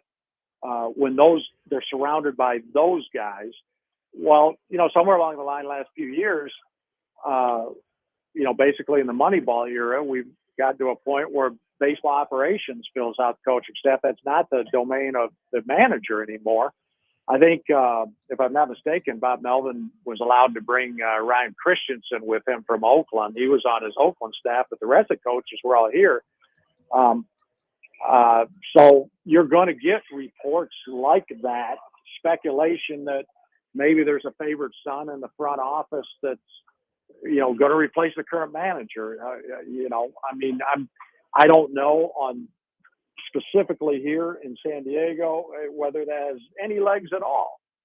But as I say, when the manager doesn't hire his own coaching staff and then the team crashes and burns, these are the stories that starts to take over the latter part of the season in lieu of a playoff run. No doubt about it. Scott Miller with us right now, John and Jim, the all-new San Diego Sports 760. If they miss out, and obviously there's a very good chance of that, like you said, it's not over, but if they miss out, Right. what do you think Peter Seidler says at the end of the year? I mean, in 2021, he said it was 1 in 100 years to collapse. This isn't a collapse. They just haven't been good. But, I mean, what do you think the positioning of the organization is at the end of the year? Well, I wish I knew. I don't. I mean, anything I say here would be speculation, because this gets back to one of the first questions you asked about accountability. As this team's flailed along, there hasn't really been much said publicly from the leadership above the manager's office. I mean, we haven't really heard much from Peter Seidler.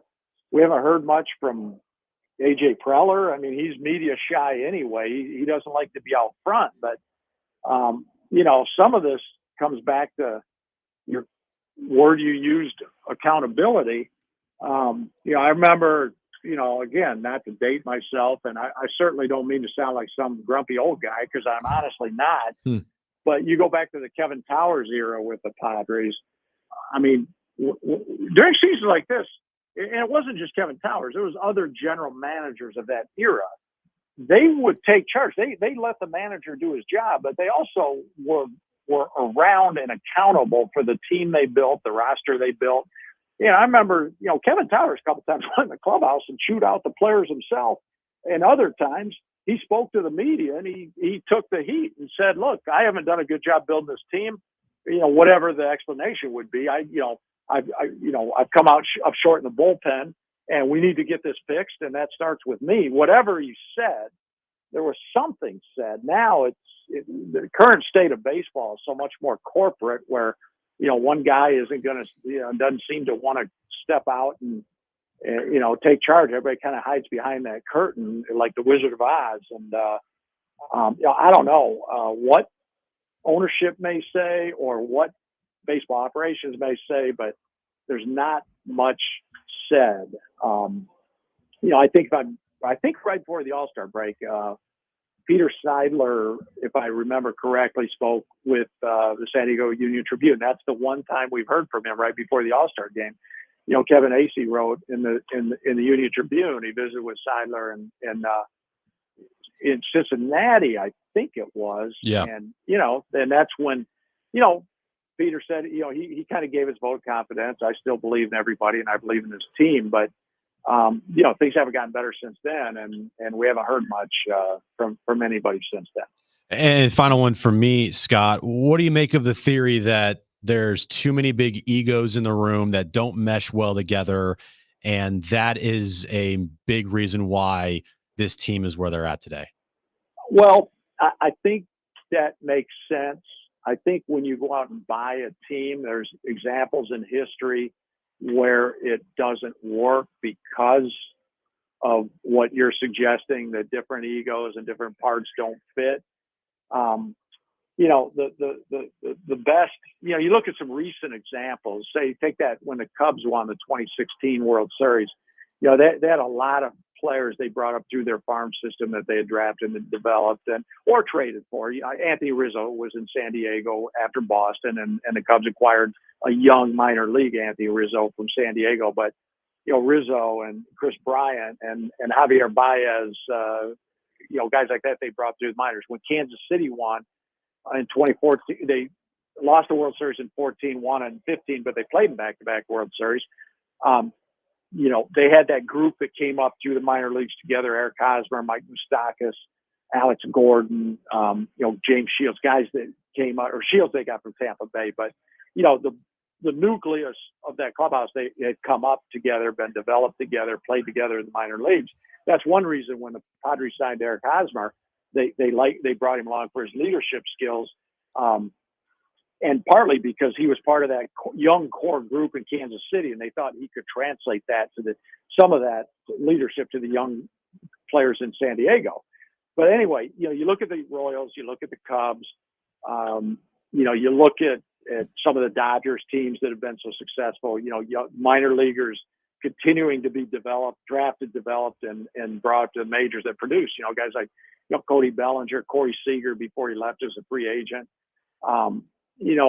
Whereas here, there were some pretty good names in the minor leagues at one time, back in the days when Scott Boras was talking about the hot lava talent flow that was about to hit. And back in the days of the international, all that money the Padres spent internationally. But you look around this current team and, the marquee names were purchased through free agency.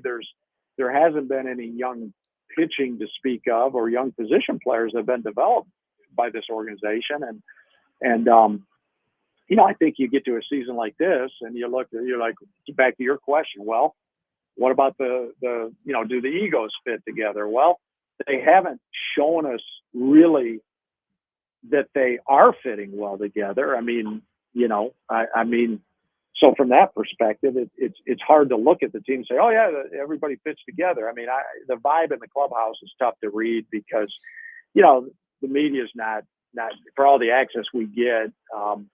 It's not as much as you would think, especially because a lot of the time when the media is in the clubhouse in the modern ballparks, the clubhouses extend so far back. There are players' lounges and training rooms, and the players have gotten pretty good at not being in the clubhouse when the media is in the clubhouse. So, anybody that tries to tell you, oh yeah, I see the chemistry on this team, it's good, it's bad. I mean, it's pretty rare you can get a good gauge on that. But, like I say, that said, I do know that bringing together a young core of players that is developed together and that plays together, that's usually the way to go. And as I say, outside they got some really sexy free agents they've signed here. Obviously, the trade that included Fernando Tatis Jr. Rightfully so. The city of San Diego's fallen in love with the players they brought in and what Peter Seidler and AJ Preller have been able to do. They've certainly raised the stakes in town. They've raised the Q rating of the players on the roster, but eventually you got to win. You got to figure out some way to win. Scott, always appreciate it. Great insight. We'll see. Like you said, 43 games to play, but they're not playing good baseball. So we shall see. Scott, we always appreciate it. Thanks for doing it. We'll do it again at some point here in September, hopefully. Thanks, Scott. All right, guys. Appreciate it. Scott Miller, New York Times contributor. On the other side, we'll get your calls.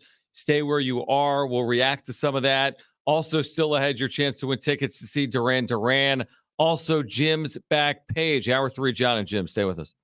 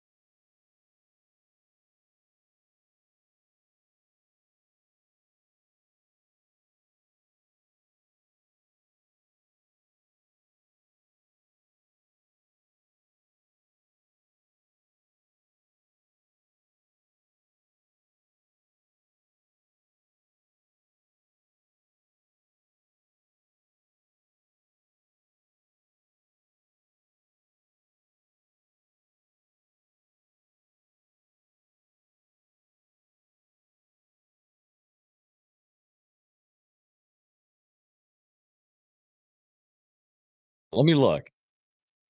It's 25. Okay. 25. I'm not apologizing. You completely e-braked me during my update. I just was like so mad about it. I heard it all day. I'm like, this You're is like, dead wrong. 26, idiot. It's 25. Yeah, say it. Come on, say it. Say it.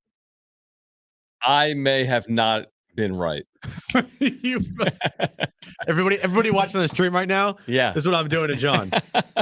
Double birds. This is why you should be watching on YouTube. Please subscribe, by the way. Find us on YouTube. Search for John and Jim 760. If you're listening on the radio, we're on the iHeartRadio app. Wherever you are, however you consume the show, thank you. If you're listening to the podcast, by the way, leave a review as well. All right, Jim's back page is ahead. Within the next 10 minutes, we'll give away Duran Duran tickets. Don't call now. We'll tell you when to call. Let's go to the phones, 844-570-1360. Michael wants to weigh in on the Padres. And Michael, thanks for calling in to John and Jim. Guys, thanks. Listen, we all have opinions. We all try to discern what's wrong, what it's obvious something's going on. I mean, I say to fix this is going to take some drastic measures. And what I'm going to say right here in some two trades for two players that San Diego's not going to want to do, but you're going to rebuild your farm. You're going to bring a consistent 300 hitter at second base. You're going to move Bogarts from short to third. And you're going to put a guy named Ruiz in center from Oakland that's going to steal 50 bases. The and kid Steven they had? Ruiz. Stephen Kwan is my replacement for Soto in left field.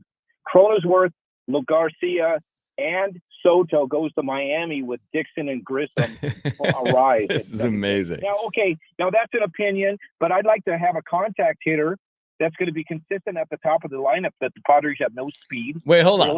Because I love this. Give me the trades again real quick. Give me the trades.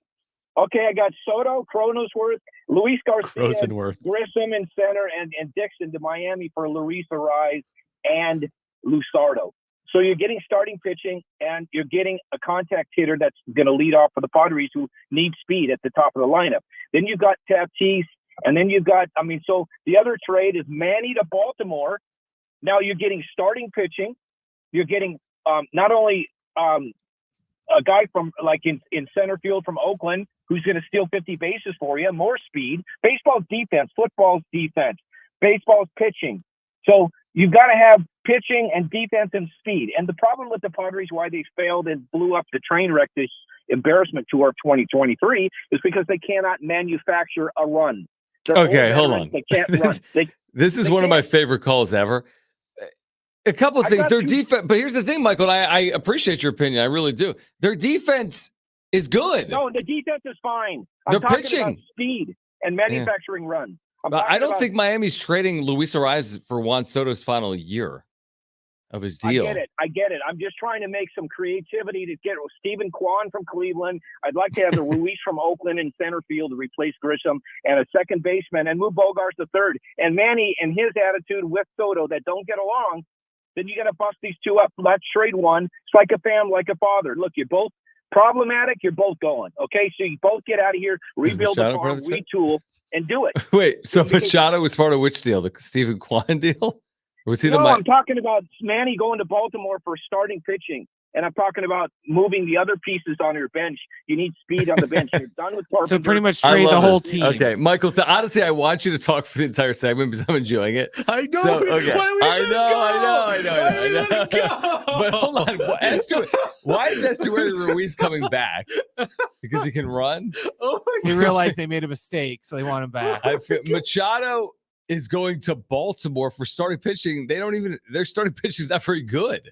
Trade Estuary Ruiz. Trade Juan Soto. Soto's going to Miami in this huge deal. It's like that deal was like the Herschel Walker trade. Like 12 guys go to Miami for Luis Ariz. Yeah, we're pretty much trading 19 guys. Listen, I get it. You're saying like rock the boat. This team ain't it. Rock the boat. That's really rocking the Preller stays. Not only does he stay, he trades everyone. Trades them all. He's like, hey, Baltimore. What you guys think of the trade? 844-570. What a deadline. That's a major, what a winner meeting. Wow. That's a reshaping of the entire roster. Man. I got nothing after that. I got nothing. I love that call, Michael. And please call again. Not right now, by the way. Can we just do nothing for the next 6 minutes? I love that. I can't. I mean, I so am done. I am there done was for the an day. Oakland deal. There was the Miami deal. And then Baltimore getting Machado back. That's going to make huge headlines. Miami got Juan Soto for Brandon- Luis Arise. Brandon Dixon was in that deal. Is he in the organization? He's with the Yankees. Wait, he's not in the. Wait, he's with the Padres. Is he? Yeah, he is. I think. I'm thinking of Matt. Someone else. Oh, wait. Brandon Dixon, is he like a catcher? I don't know. Brandon Dixon, the outfielder. Oh, who am I thinking of? I don't know. I'm so confused. Why is Matthew Batten getting traded? What did Matthew Batten do? And I honestly, I appreciate the listenership. We really do. But this idea, hey, pitching and defense, like that's their like calling cards. They need speed. I mean, not necessarily. Kim's a good speed guy. Tatis is a speed guy. Kim is gonna have like 40 stolen bases this year. Awesome. Freaking Tatis is gonna have like 25. You can't. You are like at a complete loss. It's funny on chat. done. Someone's like, I still trust this guy more than AJ. Honestly, John, I got nothing, man. Go. I'm done. 619, I swear this caller isn't me, Will. Is that Will Holder? Oh my gosh. What just happened? I enjoyed it. I did too. I thoroughly enjoyed that call. That was one of my Can favorite. anyone match or beat that trade? I don't know if it's a one-day is that like a 5-team trade where it's just one massive trade, or is it a series of trades? I was really looking forward to Michael's like how to fix the Padres. Okay, someone's got to trade. I just didn't realize he was going to be traded for Estuary Ruiz. Dog days. We want trade ideas for the offseason. The deadline was 10 days ago, but I want trade ideas. 844-570-1360. 844-570-1360. I need creative trade ideas. I did not have in the bingo card today. The thing to fix the Padres is Estuary Ruiz. Wait, the guy they had? Yeah. They can run? He has like a 620 OPS with the Oakland A's. Is it that high? Let's go to Greg. Give it to me, Greg. I hope Greg has a trade idea. Greg, you're on with John and Jim. I don't have the 42-piece trade okay. that the previous caller had. No, I was just saying that, it's going to be one of those things where it's unfortunate where heads are going to roll that, are the ones that shouldn't. Like it sounds like Melvin's probably out the door, but like AJ's going to stay. It's like, I mean, come on. Preller's a problem. And, obviously Melvin doesn't go out there and pitch and hit and run and play defense, obviously. But at the same time, it's like, some of the problems that they do have, I mean, that's where you do look to trade or to, move pieces to acquire, opportunities to be able to push through, because this year has just been, just a disaster. And honestly, they should be thankful that they're only, 5.5, 6.5 games out of a wild card spot. I mean, if this was like, any other year, they'd be looking at double-digit games out of a wild card spot, basically almost, getting close to being, the magic number of being eliminated. So I think that like the players that they have, really what they should have done, they really should have traded Hader, because you're not even using him. There's not even opportunities for him to get into pitch, where you have Snell coming in every 5 games, whatever, and he's actually showing his worth. So Hader would have been the guy to get rid of at the trade deadline and actually try and rebuild or try and get something back, because they're real. I agree with that, Greg. Greg, first of all, thank you for the call. I'm sitting here with my mic off, and Greg makes good points. So I'm thinking here, and I start cracking up. I start to the Marlins. I start thinking about Jim cutting up a YouTube video, like trying to make it all clickbaity, like Machado to the Orioles in a 3-team deal with the Marlins that said Soto. I'm hurting. My gosh, I'm hurting right now. Gosh, Dave, give me a trade. Soto to the Marlins. Soto, Dave, what do you think? Soto to the Marlins, Machado back to Baltimore. No, Dave, what do you think? We're going to send Machado over to Minnesota for Pagan. I mean, let's. Yeah, is he still there? Yeah. Yes, he is. He's doing a lot better than most of the relievers here. So what's on your mind here? So we brought Estuary Ruiz and Emilio Pagan back to the Padres to fix everything. But, are you still there? Yeah. Okay, so real quick, I know we're running out of time. So, look, this notion that AJ can't be let go because Peter has this contract right on him. Look, You're talking about the same organization that has squandered millions, if not billions of dollars on other salary. We keep talking about Peter's unending wealth. It can be done. Trust me. If you have to reassign him in the organization, if that's what you need. Wait, reassign who? Preller? You could reassign Preller. Put a Scout. broom in his hand. I don't give a damn. But get him out of the front office. Hey, you're managing. Hey, your bench coach. Yeah, you can, put him on the bench with an extra flair. Do you have radio experience? Can But, you hang out with us? This got to change, man. Dave, thank you. I'm so this segment is going completely haywire. You know what I honestly have to say? Like, this segment was one of my favorite segments ever. Favorites. Because dealing with this stupid team every day, it gets you need to laugh. You need to laugh. You need to. And honestly, I credit Michael for trying because I credit everybody for trying. It was fun. It was creative. Because at least people have like ideas, and they're trying to like, hey, this might work. This might work. It's just. Man, I needed that. Thanks. Demote Preller. That would be interesting, wouldn't it? Demote Preller, trade Soto to the Marlins, and then trade Machado back to Baltimore and get Estrella Ruiz. Season is saved.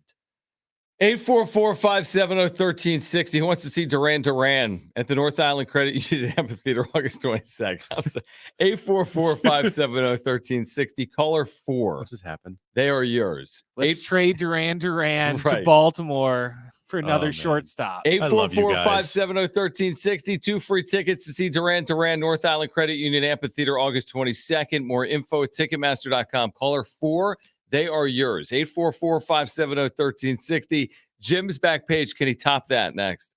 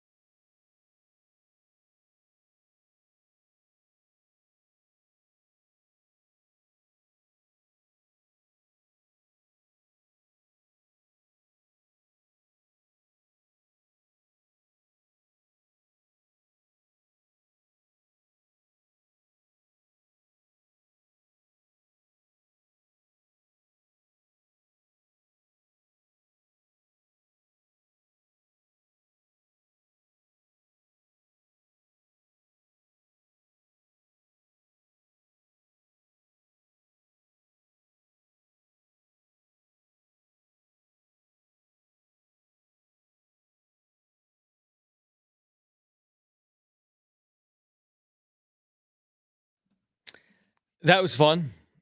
5:30, taking your calls, reacting to trade ideas 10 days after the trade deadline. Yeah. If you want to see what our reactions were, go to YouTube. Yeah.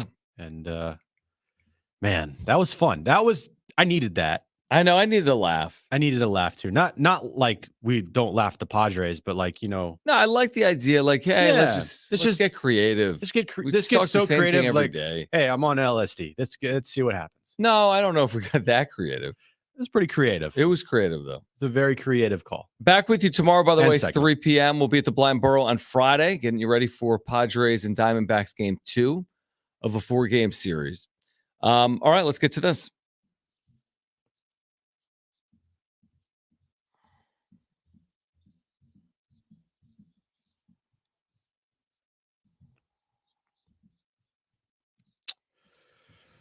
All right, fast food update, guys. Wendy's is offering 2 new breakfast items coming to the morning menu starting next week. 2 new items. 2 new items. They are both English McMuffins. Okay. English muffin breakfast sandwich. They're not McMuffins unless you get it from McDonald's. I know. I said that and I was like, wait a second here. Okay, they're English muffins. English muffin sandwiches. All right. They are described as a one-of-a-kind savory, buttery spread. They're topped with a fresh cracked egg, melted cheese, and your choice of applewood smoked bacon or a grilled sausage patty. The new English muffins hit restaurants nationwide starting August 22nd during all breakfast hours. Wendy's said it tested 60 variations of the breakfast sandwich before landing on the most basic sandwich you possibly could imagine. What are the 60 combinations of like an egg and cheese? I don't know. But to celebrate the new menu additions, Wendy's is offering $2 off any breakfast combo, and it's on its app from August 22nd through September 3rd. So hold on. McDonald's has offered this item for 50 years, correct? A million years, yes. And now Wendy's in 2023 is like, hey, we should offer this. That's what they all do. They all see what the number one things from other places, and they try to do that exact same thing. In Wendy's defense, though, they've only been doing breakfast for like 2 years. Got you. Okay. But still, I mean, I like Wendy's. I love Wendy's. Wendy's is good. So Their breakfast isn't bad, actually. Breakfast Baconator is awesome. We'll see how that works out. All right. But yeah, they really tested out a lot of combinations to land 60? on sausage and just egg and bacon and Right, cheese. Exactly. Yeah, hey, I think we have the best one. Yeah, we got a good combo here. More fast food for you. Chick-fil-A is planning to introduce 2 new items on their own for fall flavors at the end of the month. On Tuesday, the Chick-fil-A announced plans to debut a honey pepper pimento chicken sandwich and a brand new milkshake offering starting on August 28th. Yeah, what's the milkshake? Is this a milkshake? It is. They had 60 ideas and they settled on milkshake. It's a caramel crumble milkshake. That sounds good. Okay. Yep. Yeah. It is inspired by the flavors that caramelize at the bottom of a blondie pan. Oh, wow. Infused with flavors of butterscotch caramel. That sounds incredible. And topped with blondie pieces, whipped cream, and a cherry. It's amazing.